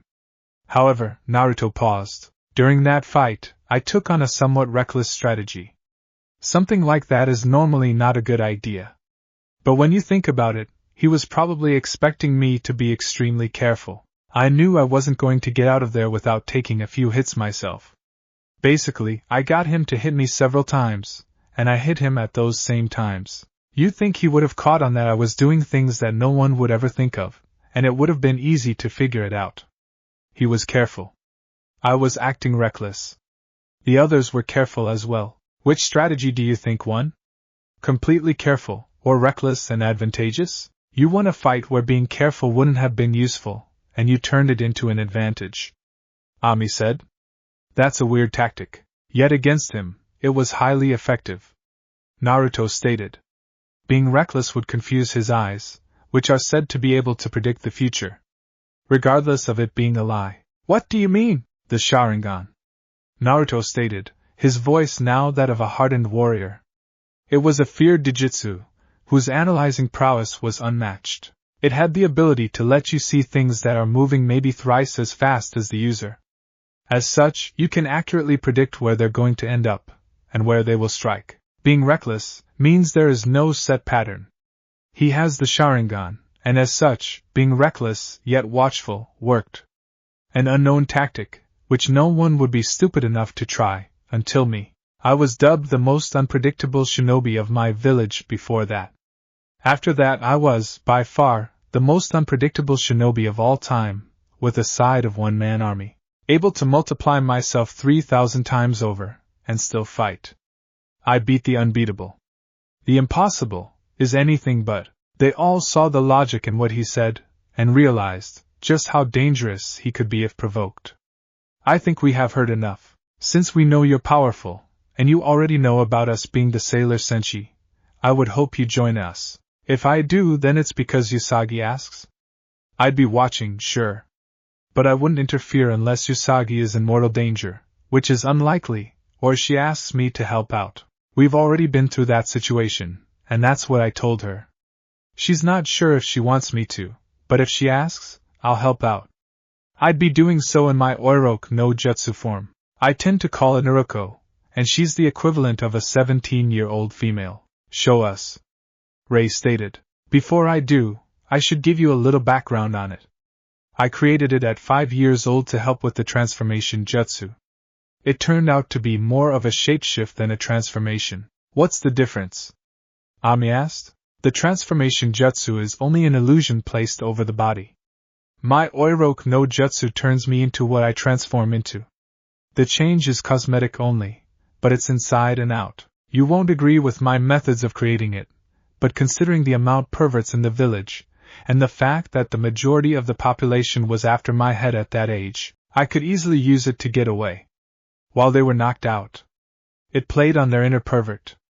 I think you can figure it out from there. I haven't had to use it since I was 13, but I still have it in my jutsu roster. It's one of my many original jutsu, and actually my first one. Just show us. Rei said, completely annoyed. Wait. Minako stated. There was a reason for that explanation. What is that reason? The original version, it was nude. Naruto said hesitantly. After a while, I managed to get it with clothes on, but yeah, clothes please. Ami said, a small blush on her face. He sighed in relief. He was surrounded in smoke, and what seemed to be an older Usagi, but shorter pigtails, was in his place. This is my Naruto form. You can see the resemblance to Usagi, if only a little, right? They all nodded. Yeah, it's another reason I haven't really used it. It resembles her a little too much. Naruto went into smoke again, and reappeared as Naruto. If you want to know just how many jutsu I can use, it's well over 2,000. At least 70% of them are variants of others. 95% of those variants, I created on my own. The rest of the variants, I had a little bit of help for each. Wind, fire, water, and earth. The fifth element that is possible is lightning. And Usagi has it. All of the jutsu in that list I can use. I know a whole lot more than that. Close to 3,000, all things considered. Everything I can't use is because I lack the affinity for them. She's got water, lightning, and fire. As such, she can learn a whole lot more. She's only touched lightning. Water, if you couldn't tell by that last jutsu, is mastered. Fire, I have taught her a lot, but there's still more that she can do there. I can use fire. Ray stated. Sailor Mars is the warrior of fire, and lightning is my specialty. Makoto stated. As Sailor Jupiter, lightning is where most of my specials are. Water is mine. Ami stated. Mine don't fall under any of those 5 elements. I've got beams, mainly. Then if you go for jutsu, I'd have to test your chakra for its affinities. Like I did for Usagi. Naruto stated. Everyone can get 1 or 2 affinities. 3 is somewhat rare. 4, extremely rare. 5, even for an Uzumaki that has never been recorded.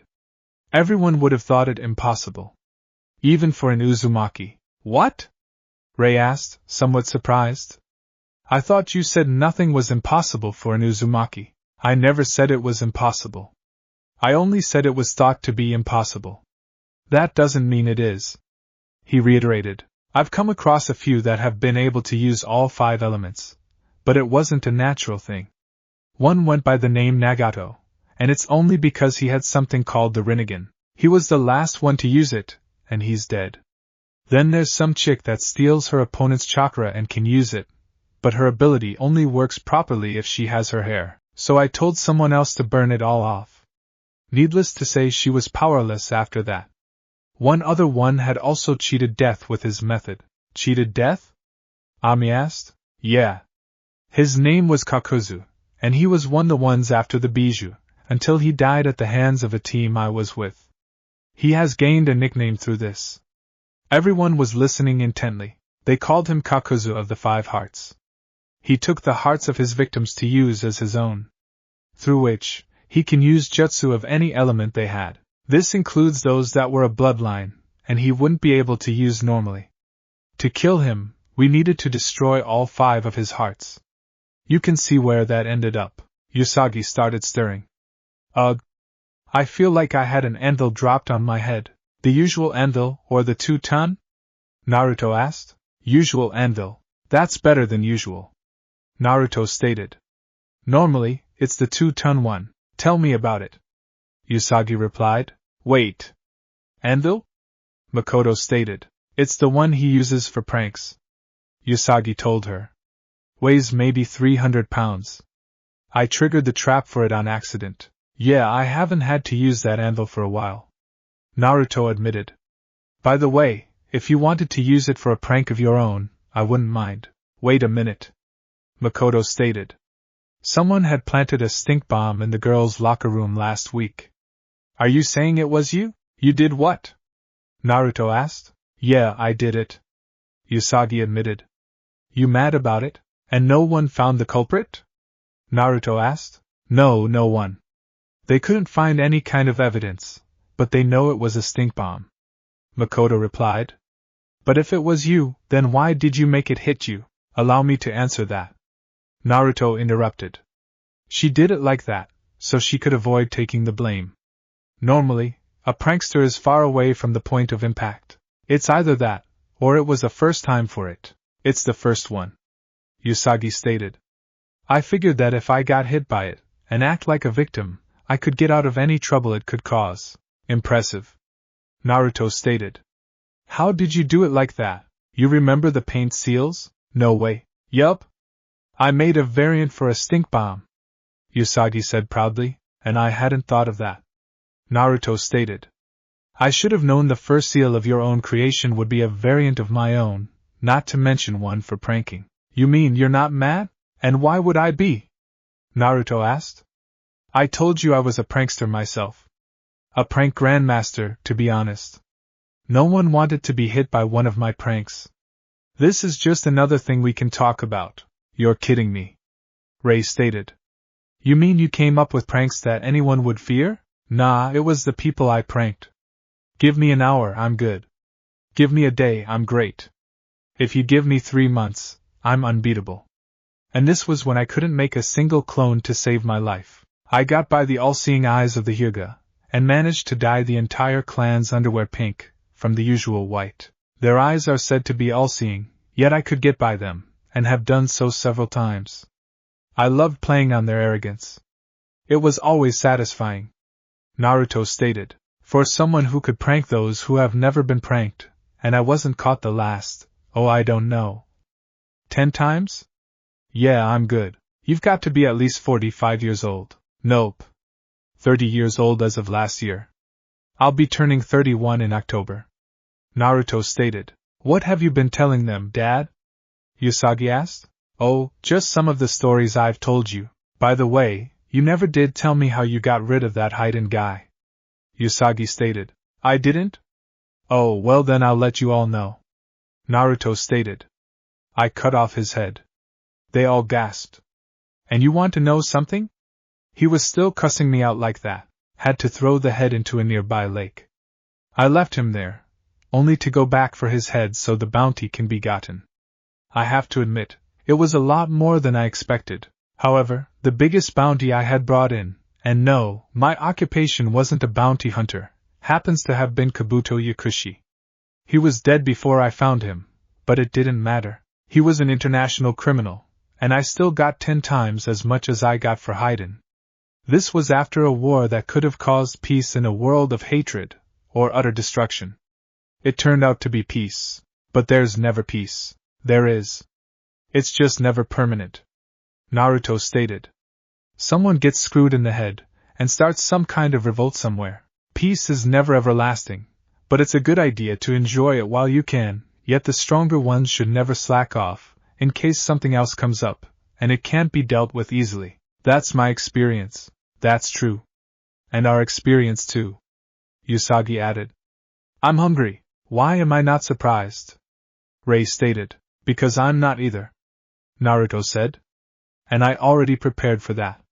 First floor kitchen is where the food is right now. Should be done soon. His eyes widened slightly. Make that done right now, alright. Usagi was suddenly out of the bed and running downstairs. Naruto chuckled and shook his head. Grab something on my body. I'll get us down there quickly. They each pulled on his shirt. They all saw themselves surrounded by fire, and then when it disappeared from their eyes they found themselves in a kitchen. Fire Shunshin. Love it. I don't have the chakra for it. Usagi stated. If I could use Lunarian energy for it, then I would have done that. True. That one is not one of the elements I know about. Only you can use it, to be honest. Naruto stated. That's something you'd have to develop on your own. You can use it as Sailor Moon only though, managing to use it in your current form. That will take a lot of practice, and doing so, that's not easy, but nothing's impossible, right? Usagi asked. Right. Oh yeah, finally figured out the crystal. Naruto stated. You let him use the silver crystal? Ray shouted. I'm not able to use it, but that's not what I was talking about. Naruto stated. I figured that, since someone was after it, it may have been possible to duplicate it. Turns out I was right. That's going to be a problem. Usagi stated. Not exactly. Naruto stated. Only one who can use Lunarian energy can use it, as it is essentially just a piece of quartz without that same energy. Applying my knowledge of chakra, then I found that it could really be possible to recreate it. No one that would come here, aside from me, would know how to get the material for it, and Sailor Moon would be needed. So we can duplicate it, but why would I be needed? Before I get into that, I have to go into the material usually used, and the differences between it and the original version. There's steel, and then there's chakra metal. You mean the metal that accustoms itself to the user's chakra? Usagi asked. Exactly. It's the forging process of it that makes duplication possible. However, the one making it would need to possess Lunarian energy. As such, Usagi is needed. So that's what's needed? Forging something with Lunarian energy infused in it? Usagi asked. Bingo. Naruto replied. And that's why, though it's possible, it's not likely. I already know of the Moon Kingdom, and as such, the royal family. It would require the energy of the royal family, which is Lunarian energy in its purest form. Why only the purest form? Ray asked, somewhat calmed down. Corrupted chakra can't produce a stable chakra metal. It's been tried, and even I've tried it. It would require a filter, and another place for storage. As such, you can't make it with an impure version of Lunarian energy. Usagi, you remember my sword? Yeah, she said after she swallowed. What about it? You saw the crystal in the hilt? Yeah, that acts as a stabilizer for the Kyuubi's Yuki. It goes from my hand, to the handle, into the hilt, making the crystal glow slightly. That's why I can use it with Kyuubi's Yuki. The crystal was made to be immune to the corruption, and forging the weapon with it involved allows the weapon to use the Yuki without consequence. It's just like other chakra weapons, only better. However, it won't with, for example, Shikaku's Yuki, or the Hachibi's Yuki. Only Kyuubi's, and only from me. That's why I never let you use it. You can't use it properly. Yeah, I get it. Usagi replied, not really happy, but not sad about it. What, did he kill off your emotions, or something? Oh hell no! Usagi yelled at Makoto. Naruto gripped his ears. Everyone else was borderline screaming themselves, gripping their own ears. She then noticed what the others were doing. What? When everyone recovered, Naruto spoke first. Ray, remember when I told you about amplifying it? Yeah, that was a whole new level. Ray replied. Yeah, she just did it. Naruto grunted. I didn't even have time to dull my ears for that. Wait, I can amplify my voice? Usagi asked.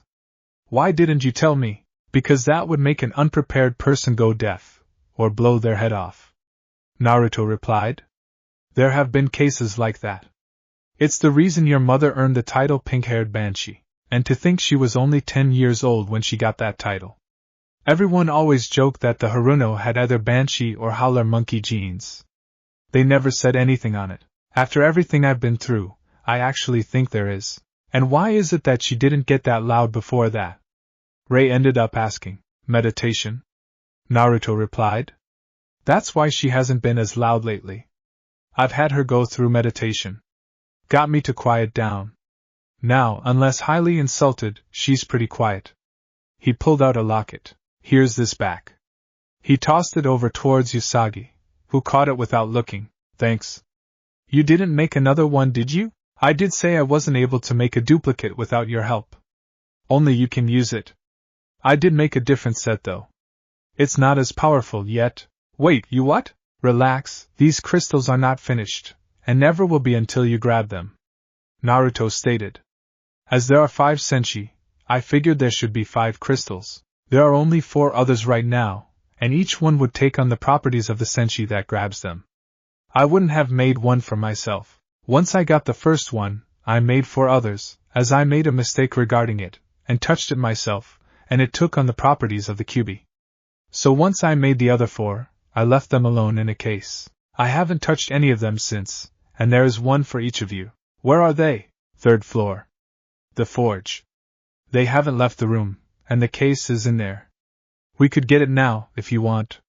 Naruto replied, and they all nodded, to see what it was. When they go there they saw the crystals. They were translucent. They're see-through now, but once you touch one of them that is likely to change.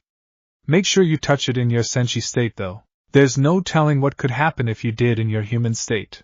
They all transformed, and then touched one each. They all glowed brightly. When the glow died, each crystal was floating in front of the one that touched it, in the color of the senshi. Mine was yellow, to be honest. It seems like all of you got the same color as your senshi uniforms. They all nodded. Now be careful, as they might. Each of them shot towards their foreheads. Fuse with you. Damn, I was little late. They all felt like something was happening to them, but it wasn't something they didn't want. Each one of them were feeling content. As if they wanted them to use it. I'm not entirely sure how to use them, so I'm afraid to say that you're on your own there. I'm sorry. Naruto admitted. No, we're not on our own. Mars stated. Make one for Usagi, and have it fuse with her. Why? That's what mine is telling me. Mars stated. There are several things it can do, and it seems to be able to help us use something called chakra. Wait, it allowed you to use chakra? Naruto asked. That's what it's saying. Ray told him. What about you guys? I heard the same thing. But it's saying wind and lightning. Jupiter stated. Mine said earth and plasma. Venus stated. Water, wind and ice.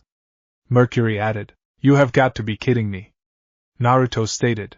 They just gave off their elements, didn't they? Usagi asked. Yeah, and two of them are usually bloodlines.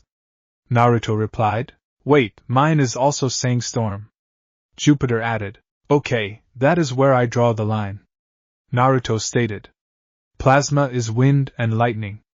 Ice is wind and water. Storm is supposed to be a tertiary element. Wind, lightning, and water, however, water can be omitted, it's just harder that way. You have got to be kidding me. Jupiter stated. I wish it were. But something is amiss here.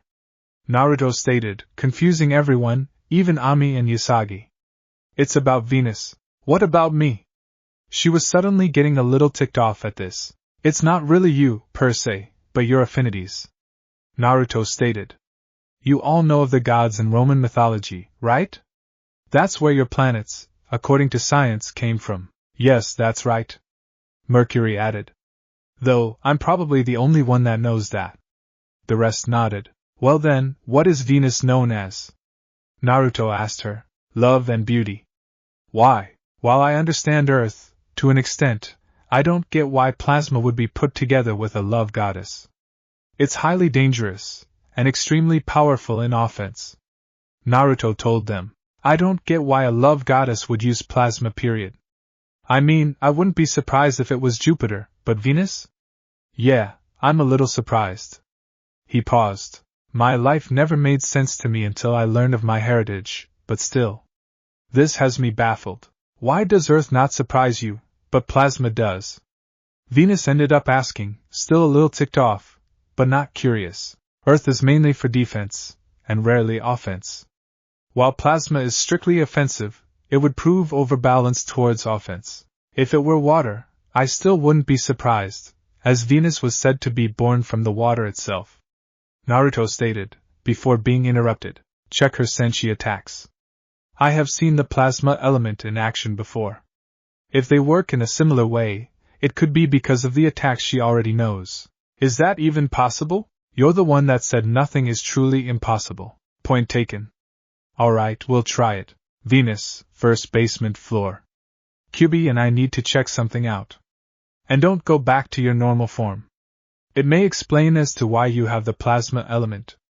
Naruto said, making eyes bulge. He left in a fire shunshin. She made it down there 10 minutes later, but the others weren't present. They are in Usagi's room, probably talking. Naruto told her as she was about to open her mouth. She paused, then spoke. How did you know? I can sense each one of them. Usagi, since I know her chakra signature the best, I can find from probably 1,000 kilometers out. Ray, maybe 800. The rest of them? I wouldn't be able to find them past 200 kilometers. They're all in her room right now, and since they're not moving that much, I'd say they're talking. But I couldn't confirm that unless I put a listening seal in that room. I never bothered to, seeing as it's my daughter's room, and no one else can get in here. Naruto explained. I see. What did you really call me down here for? We wanted to see your usual senshi attacks. It may give some basis to why you have plasma element, but we're not completely sure. Naruto said before his eyes slit and turned red. Kyubi will be watching this, as he came up with the idea of it being possible. Any idea is better than none. She just shook her head and sighed. Fine, you got a target or something in here? A bullseye target appeared in the distance. Venus crescent beam. It hit the target dead on. It's close. Does she have another one? You got another one? Naruto asked. I'd need more targets, as that one is more of a scatter shot. Venus replied. 6 more targets appeared. Venus! Her hands went into fists, and to her sides, while her hair went flying up. Her hand went to the side, finger outstretched. Her wrist bent, and there was soon a shine on her fingertip. Meteor! Shower! She pointed towards the center, and fired a beam that looked similar to the crescent beam. That is, until it split off into several branches and hit every single target, though some of them not dead center. What's the verdict? I don't fucking believe this. Pardon? Kid, the beam itself is plasma element in raw form. The meteor shower is a more advanced version, but still not at the basic level yet. The more she uses it, the better she'll get with the element. Basically, she's already been using the plasma element, yet she never noticed. Well, this is interesting, Naruto stated, confusing her. We found out more than we hoped. It's not that you somehow gained the affinity, which, in itself, is close to impossible. The fact that you have it at all happens to be those two attacks. You've been using the plasma element, and you never noticed. Regardless of that, the meteor shower is still not at the basic level for plasma, but the more you use it, the better you'll get at it. What do you mean? I mean, he sighed. You have been using a bit of chakra in the attack unconsciously. You just never realized that. If you get a feel for the energy used in each one, and figure out how it acts, then you can try and manipulate things that way, and thus increase your strength with both of them. Does this mean the others have been using their elements in their attacks? Can't say for sure, but you can bet your ass that the possibility of that being the case is well over 95%. Usagi being the only exception. Lunarian energy, though similar, is not chakra, and that's what she usually uses as Sailor Moon. Her attacks as Sailor Moon revolve around Lunarian energy, so I taught her chakra from scratch. I have seen both in action. No element, base, sub, or tertiary are anywhere close to Lunarian energy. Also, the planetary energy you all use as senshi, which I did pick up on in both attacks, are in her Sailor Moon attacks. That's why I'm guessing her chakra and planetary energy are completely separate, while the rest could very well have theirs fused to a point. Even pure white chakra doesn't come close to it. And that's yang chakra at its purest. Venus was taking it all in. That actually makes sense. You should transform back now, Naruto told her. I'd explain to the others, but I believe you should. Let Usagi know that I'm heading for the hot spring. I really need it right now. She noticed the emphasis on the word hot. She was about to ask, but he spoke before she could. She'll know what I mean. How do you keep doing that? Doing what? Answering questions before they're even asked? Venus said. Oh, I just know what questions are likely to come up when I say something, so I can think something up on the fly, and they get their answer before most know what it is they're about to ask. I'll be in there for a few hours, so you know, Naruto replied, before disappearing in a swirl of flames. He is one strange man, she thought before turning back and walking to Usagi's room. Hey, Usagi? Minako asked. What did you want? Usagi asked curiously. Well, we figured out why I have the plasma element, Minako stated. But first, what are the hot springs? He stressed the word hot, for some reason. Oh. Well, that's good to know. You guys wouldn't be any good in those springs anyway, Usagi stated, earning looks of confusion. You see, it's not water in that spring. It's lava. Why take a dip in lava? Ami asked, eyes wide. It kind of relaxes him. How? I don't know, but it does, Usagi stated. I guess he kind of likes the heat, but that would cause anyone to have fourth-degree burns. Makoto nearly shouted. Usagi pulled a kunai out. You want to know how many times I've made him bleed? Or better yet, how many times I have? We've never seen you bleed, Usagi, Ami stated.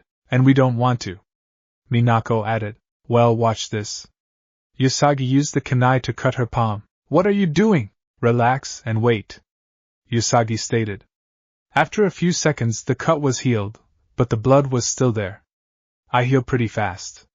He heals faster than me. Not to mention he's healed from a fatal wound and still kept fighting. Fatal wound?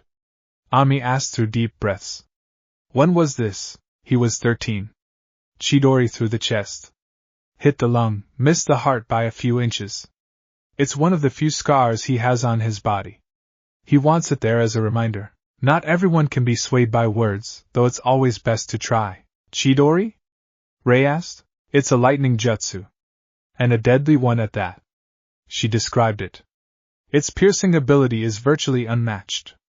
Its only equal happens to have been created by my grandfather. I never met him, and neither did my dad, but he knows of the jutsu as well.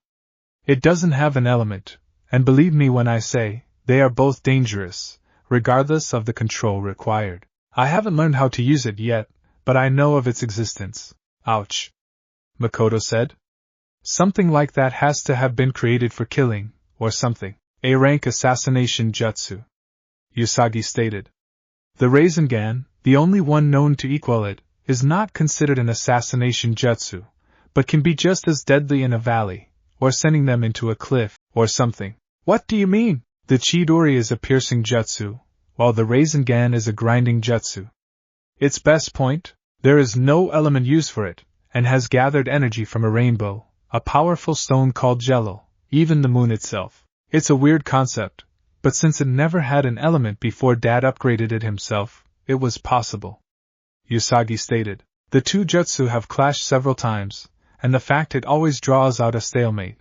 They're basically equal in power. The only difference is one wasn't finished until after the first clash, and even then he needs Sage Mode to use the full upgrade. The Raisin Shuriken. Why does he need Sage Mode for it? Rei asked. I mean, I've seen it, but the chakra increase isn't exactly going to help him out much. He already has more in him than when he pulled it off at the temple. Well, the Raisin Shuriken is a double-edged sword, Usagi stated. If used at point blank, like a regular Rasengan, it could tear his arm off. He needs to throw it, and for that, he needs Sage Mode. That's the only reason he truly needs Sage Mode, even after all this. Tear his arm off? Ami nearly shouted. Not so loud. Usagi stated. Geez, I think you're starting to act like I did. But remember when he said I could amplify my banshee screech? Everyone nodded, but didn't expect the next piece. It's happened before. As Sailor Moon, but not as Usagi. This made everyone present stop. It could help easily, if I could direct it, but I can't just yet. If I could, well, things could be a lot easier. When was this? Ami asked. I don't remember this happening ever. My first real fight. I hadn't even met you yet, Ami. Usagi admitted. I can only see that in hindsight, but I'm still not sure of the cause. All I remember was that I was scared and started to cry. Next thing I know, the monster was gripping her head. More specifically, where the ears should be. I can only think that something caused my screams to be amplified, but I haven't figured out what it is. Even still, it wasn't like what happened earlier. Earlier I noticed it was stronger vocal cords. Back then. It seemed to come from above me, but I don't remember any speakers in the area. Well, since you've got all these new powers, I guess you think you're better than us. Makoto stated gruffly. Just because I know more things, doesn't mean I'm better. Usagi stated. Thinking that way will get me killed quickly. I know not to underestimate someone else, and that someone that you can't take down alone can be taken down with the right help. There are some out there that I can't beat. I just don't know who they are, or if they know of me. So, what's the news with Mamoru? Rei ended up asking. Usagi blushed at that. I don't think I should say. What did you do? Minako asked. I didn't do anything but tell him where I'd been going for the past few weekends. He said that he didn't quite believe it. I haven't shown him anything that I've been taught yet. He hasn't talked to me ever since. Usagi admitted. Then you should tell him. A voice said from the door. They all turned their heads. It was Naruto. Dad, you weren't supposed to hear that. Usagi nearly shouted. It was a lot more controlled than earlier. Usagi, something like that is not a good thing to think about. I should know. However, there is something about him, which would probably make these four knowing him easily explainable. Probably an ally of the Senshi. Naruto told them, and Usagi nodded. Then I'll talk to him the next time I see him. We're meeting up next week. Wait, what? Usagi asked, completely confused. He's been a little surprised at what I've experienced, but he never really discouraged what I told him, saying he's either seen or been through stranger. Which would also explain the Senshi ally theory. We tend to enjoy talking, but he probably thinks that I'm at least 50 years old, or something. With everything you've been through, a lot would say the same. Usagi admitted. Even I wouldn't be able to stand it as I am now, you know? Yeah, I know. No one could take what I had to just to survive. Naruto stated. By the way, he doesn't really know I have a daughter yet, asking me if I ever thought about settling down and having a family, and that he could help out with that. Well, he does know a lot of people. Usagi suggested. But I doubt you want someone else. You still grieve for Mom, and I'd never stop. Naruto told her. The only reason I'm actually somewhat stable right now is because of you, Usagi. Why me? Naruto was about to answer before he turned his head, Usagi doing the same. What was that? Time portal. Naruto stated. I've only seen one, and this one was artificially made, and is bound to close up pretty quickly. It seems like it's coming from downtown. Usagi added. Park. Right over a lake. Naruto closed his eyes. Mamura's there, and a little girl? A girl? Everyone asked. Naruto looked at Usagi, and she caught the meaning. Grab on, girls. We need to get there pretty damn fast. Usagi told them. Senshi? Not yet. Naruto told them. There is no Yuki in that area. Wait a minute. That girl is giving off Lunarian energy similar to Usagi. But that should be impossible. Could be that she was the one to come out of the time portal. And that would mean she's from the future. We leave this idea out, unless it's proven either way. Agreed. Let's move. Usagi said, determination in her voice. Rei and Makoto grabbed Usagi's arms, who then left in a fire shunshin. Minako grabbed Naruto's arm, while Ami had the shoulder, and they left. Park, a man with black hair, was staring at the girl with pink hair in a style similar to Usagi. Who are you? Mamura asked. All I want is the silver crystal. Now are you going to give it to me, or what? The girl asked. This girl. How does she know of the silver crystal? That should be impossible. Mamura thought. It was then that two swirls of fire appeared nearby, revealing Usagi, her friends, and Naruto, who Mamura thought wasn't supposed to be with them. Naruto was quickly next to Mamoru. Naruto? What are you doing here? Mamura asked. And why did they come with you? How did you make that fire? In order. Felt something was off. They were in the area and I knew the secret they held. Mamura tensed up when he said that. As for that last one, it's one of the many things I've come up with in my 30 years of life. Wait, 30? Mamoru asked, thoroughly confused. I thought you'd be 50, but you looked young for your age. Nope. I was born 30 years ago, but that's not the question I have right now. Naruto told him, before glaring at the little girl, who was surprised. When did you come from? The girl just froze on the spot. How does he know? I happen to have felt a time portal. Completely artificial. It originated directly above this location. Now talk. Naruto said, his voice cold. Wait. Time portal? Mamoru was shocked at this. Fine, I went back from the future to save my parents. For that I need a certain item which is supposed to be here, which my mother and father lived. My mother is supposed to have it. The girl stated. All alone in a place no one knows you, and you know no one, huh? Naruto asked, his voice still cold, but held a bit of understanding in it. No one caught on to it but Usagi. The girl nodded. Naruto then got down in front of her. A look that shouldn't be on his face was there. He had a small frown, but concern in his eyes. What's your name? He ended up asking, in a tone far softer than before. Chibiusa. She stuttered. She didn't know why she was talking, but something told her that she could trust him. But why? I barely even know him. Wait, could he be? If you're thinking I'm your father, I highly doubt it. My daughter, on the other hand, it's possible she's your mother. In fact, she's the only possibility I see if she's alive in this time. Naruto told her. Wait, what? Mamoru asked. Who's your daughter? And how come you never told me? You never let me when I wanted to, but aside from that, you never really asked. Naruto told him. By the way, my daughter is the one with a similar hairstyle to Chibiusa here. Mamoru was stock still. I've been talking with Usagi's father? Oh shit, this is not good. By the way, Mamoru, if you wanted to date her, all you really had to do is ask. Your heart, though somewhat confused at recent events, is still pure. Naruto told him. Chibiusa, I think we should talk alone. Why? She was on the verge of tears, something I need to confirm, but since I'm not entirely sure, I don't think the others should know just yet.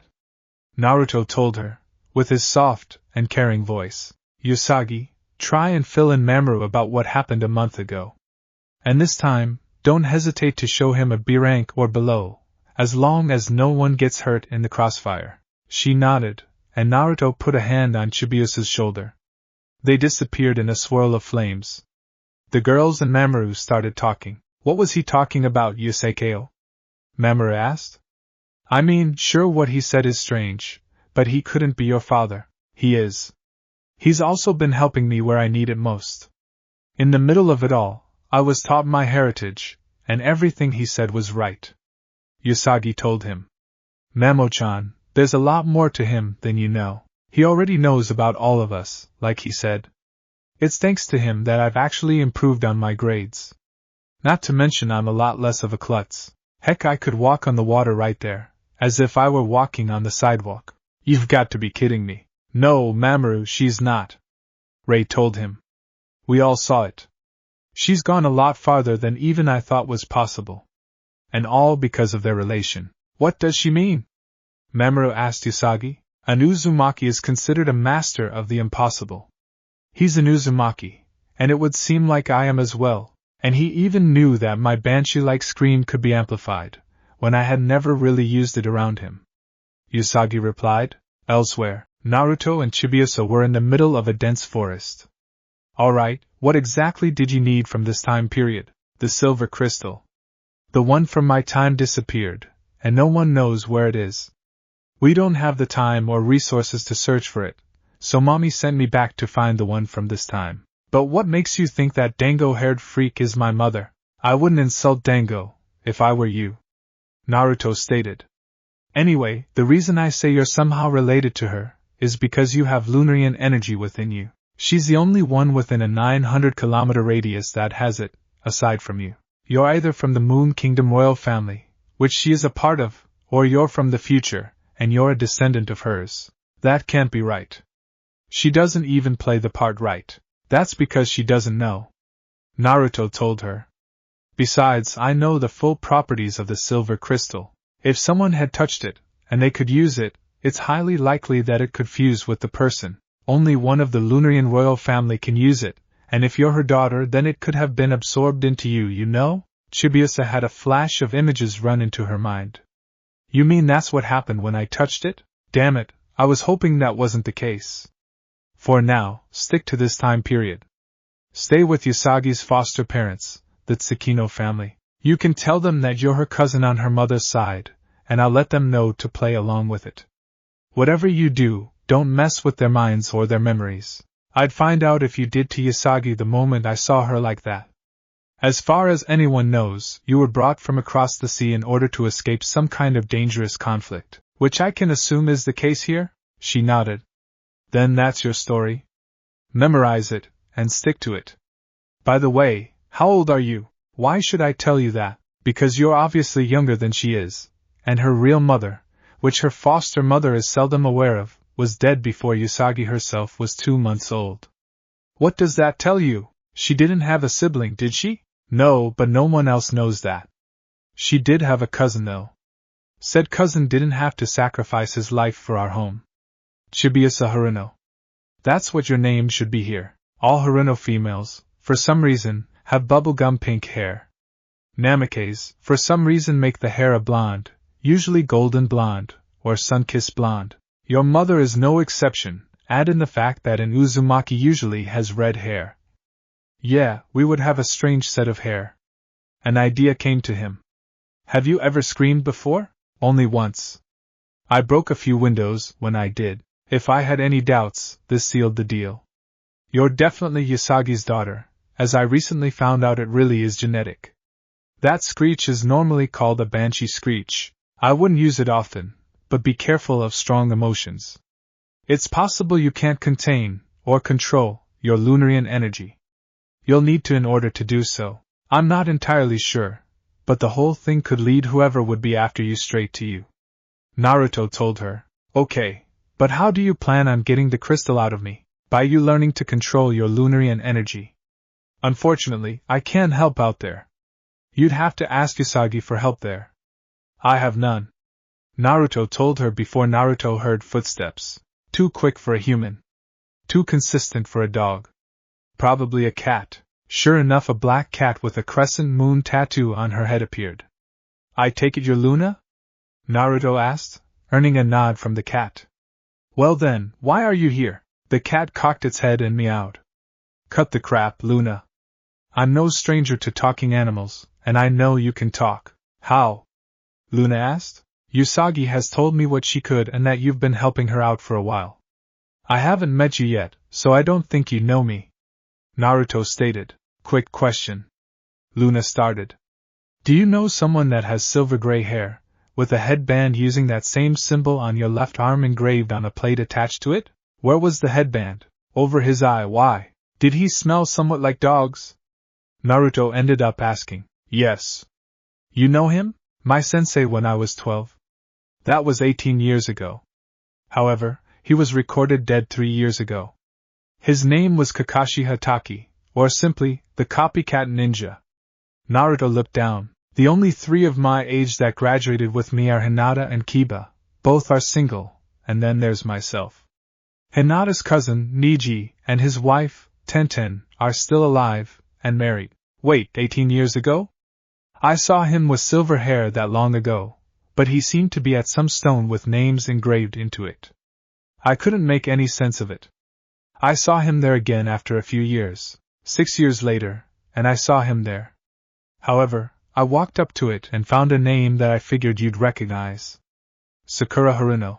That was my wife. Naruto said, his voice low. She died in the war we fought when we were 16. I ended the war, sure. But that was only the beginning. It wasn't even a week later that she died at the hands of someone I used to look at as a brother. I tore him apart cell by cell. His voice went cold. Anyone that wanted him alive was pissed, as the only thing signifying his death was his sword, which wasn't caught in the jutsu I used. And before you ask, I'm not teaching Usagi that jutsu. Why? Luna asked. 1, because it's too powerful. I don't use it if I can help it. The second reason is because of the side effect. If I'm not careful, my own arm could be cut off. That's the biggest reason. The third reason is her reserves. Her Lunarian energy levels are far beyond my chakra levels, but that hasn't been used for jutsu before, and is like yang chakra, without the yin. Naruto told her, come to think of it, how many times have you and Kakashi-sensei crossed? So many I lost count. Luna admitted. I actually stopped counting at 500 or so. I kind of lost count after that, so every time he said he saw a black cat and had to take the scenic route. It was you, wasn't it? Probably. He almost always moved out of my way and turned around. Why? Luna asked. So he wasn't really lying about that. Naruto mused. And here I thought, and still do, that excuse was just something he got from a friend. Who knew that he was actually telling the truth? There were a few times we ran into each other multiple times over the course of 3 hours.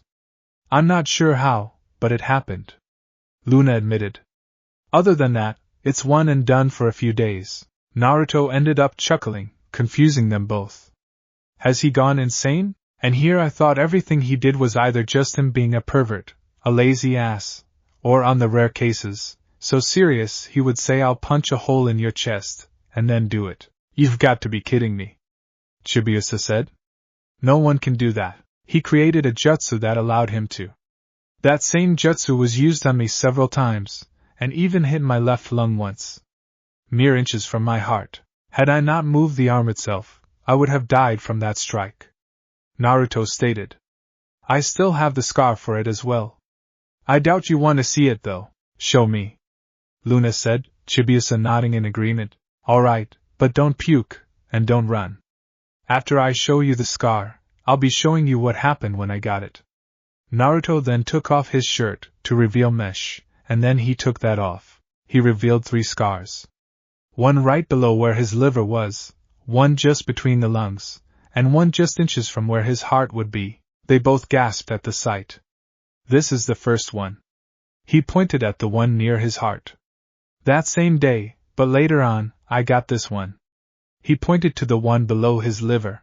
After 3 years, right after that bastard killed my wife, I got this one. He pointed to the one between his lungs. And now, he started going through hand signs. I'm going to show you what happened the first time I got into a life or death fight with him. He finished, and the scene changed. Valley of the End. Naruto, Luna and Chibiusa were floating. Welcome to the Valley of the End. Naruto stated. The day my brother had truly died, and my greatest enemy was born. He pointed down into the valley. This is the fight that had determined everything. If I won, I kept my promise to Sakura. If he won, he got away to go train with a traitor that offered him power. He won, and I could have died this day. I didn't. For now, just watch how it plays out, but don't be surprised with what happens. This is not the strangest day that I've lived through. They were both watching Naruto and Sasuke fight it out. They were surprised to find that Naruto was that fast at that age, and a little more at his appearance. It wasn't until Sasuke had him in hand, lightning sparking from his hand. Naruto paused the memory there. Come up close. This is the first one. The one that very well could have hit my heart. They all floated down to right next to them, and the movement continued. Sasuke ran his hand through the body. So, I miss your heart. Nice move with your arm there. He pulled it out. You're still out an arm and a lung. You can't use hand signs, or even any jutsu. Since they were still in reach of each other, orange bubbles were ejected from the wound, and made Naruto punch Sasuke. He was then engulfed in an orange cloak, and there's the first time I used the Jinchuriki cloak. I have no doubt that Sasuke saw the fox with his Sharingan when his eyes widened. Naruto told them. Also, note that the wound was already healed. That should be impossible. And this isn't the first time I was dealt a usually fatal blow, only to survive and live another day. In fact, Naruto paused. This is not even one of the first 200 attempts on my life, and I was only 13 years old. My life, quite frankly, was hell. There's no better word for it. Usagi did tell me you said that your very existence should be impossible. Luna told him, and now you know why. Naruto stated. And now the final strike. My cubified Rasengan versus his Yami Chidori. Back up fast. They all went back up, and saw the chakra being emitted, only for a black sphere to form. An explosion. Naruto was unconscious, Sasuke was standing over him. He coughed up blood, and walked off, and that's the last thing here. Kakashi-sensei found me, and I woke up on his back, jumping through trees. They found themselves watching him. That's him. The one I kept seeing. Luna exclaimed. And he's always 3 hours late for anything that isn't a C-rank mission or above, or a war council. Naruto stated. This was until I was 20 and the Rokudaime Hokage, the youngest Hokage, but not the youngest Kage period. It took a while, but I had achieved my dreams since I was 5. My reasons for it changed over time, but the dream itself never changed. From there, it was protect them to the best of my ability. There was peace for years after that. 8 years, almost. But that's about it. They were back where they were before the illusion. I was given everything that my 2 dead senseis had, and that included every jutsu Kakashi-sensei had copied. That's well over 1,000 jutsu. Most of them, I had already gotten from the other villages, even though I could never use them. I found out that was more of a show of trust. The 4 other Kage gave me, a 17-year-old male, every secret jutsu of every clan that was still alive, or in the case of Kirigakure, every dead clan, along with everything the Uzumaki clan had in Kiri. With the approval of the other 4 Kage, Konohagakure was only waiting for me to go for the next Hokage. I always told them to wait for a while, so I could actually go through everything I was given. I was 20 when I finally told them that I finished going through everything, and I became Hokage at that point. Inducted that day. Unlike most other Hokage, when a war broke out, I wasn't behind a desk. Then where were you? The front lines. Naruto stated. A place I thoroughly missed, and actually liked the feeling of, believe it or not. But a leader has to be kept safe. Luna yelled. Could I really call myself a leader if I don't lead my subordinates on the spot? Naruto questioned. Can I call myself a leader if the only knowledge I have is written knowledge which is already a few days old, and give advice that would take a few more days to get back? But... Chibiusa started. No buts about it. Naruto told her. The answer to both questions is no. A leader that works from behind a desk is not a true leader. A leader must lead the way they learn. I learn by doing. I leader by doing. I do my best in a pinch. My plan's crazy as hell. The result? None of my subordinates lose their lives. If any do, it's because it's either from a disease, poison, or a small slip-up, but no mutilation. The way I did things, the death count was the lowest it's ever been in a war. From our side during the war I lead them through, there were only 4 confirmed deaths.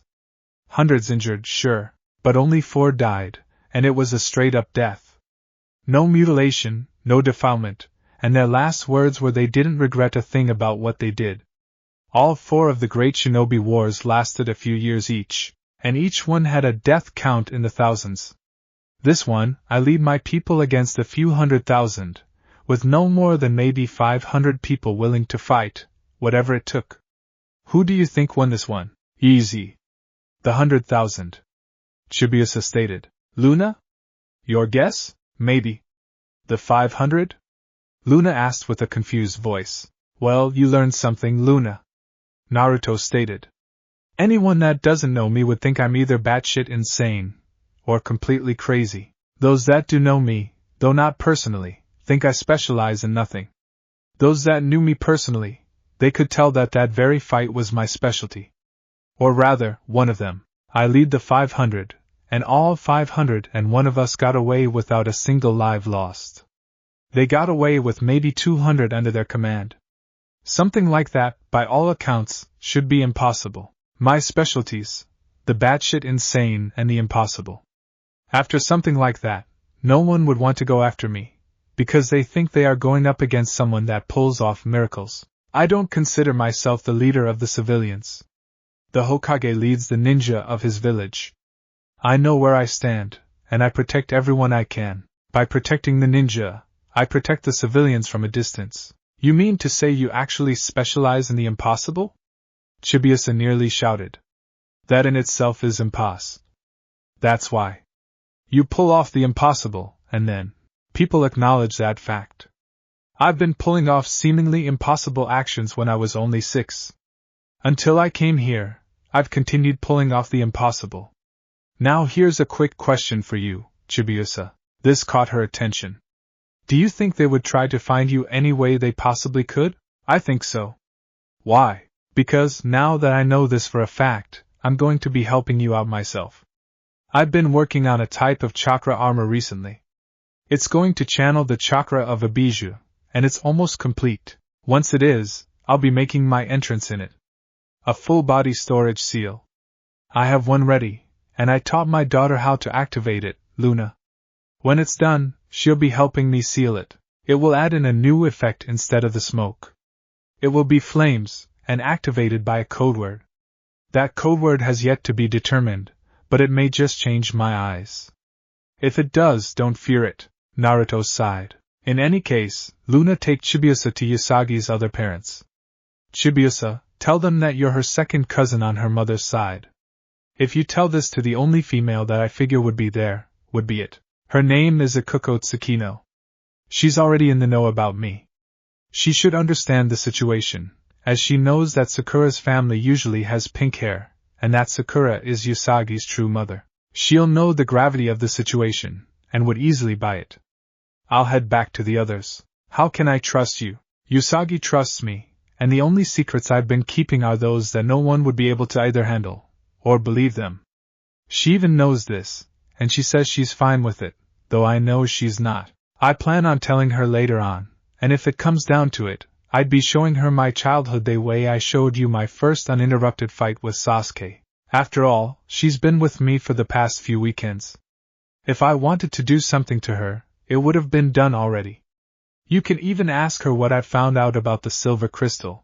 I can understand the fact you don't trust me, so I'd send you to someone you do trust that does trust me, even if only slightly. Only be referring to someone you trust. Can you learn to trust someone you can normally? I'll be seeing you sometime, Luna. Also, you might want to keep an eye on Chibiusa. I can't guarantee that her being her is completely safe until I can figure out just who is after her, and find some kind of counter-strategy. I'll see you again, and if a Senshi meeting happens, I may be there as well. I'm currently waiting for their leader to ask about that. I'm going to go up to them and ask them. Without trust, there is no team. Most of them don't trust me yet. As such, there is no use going until they can trust me. Naruto then left in a fire shunshin. Luna and Chibiusa watched him leave. That man is dangerous, but at the same time, he seems peaceful. Luna said, somehow, I doubt that he doesn't regret some of his actions. I could tell when we were watching that fight. He regrets the fight itself. He never truly wanted it to happen, I think. Chibiusa stated, what I don't understand is, why he wants you with Ikuko. It wouldn't make sense. To anyone else, maybe? Chibiusa suggested. But I actually see it. Staying with her official parents as a cousin from her real family. Though we hide the fact it's the real family, it could work for anyone that's not in the loop about it. He probably just went to let the others know about it. Alright. Let's go then. You should tell them that we need to find out how to get the silver crystal out of me, so I don't have to take theirs. That would help us both out, and no one should know that I'm really from the future. Regardless of how stupid it would seem, I understand the situation, but I still don't think he should be trusted yet.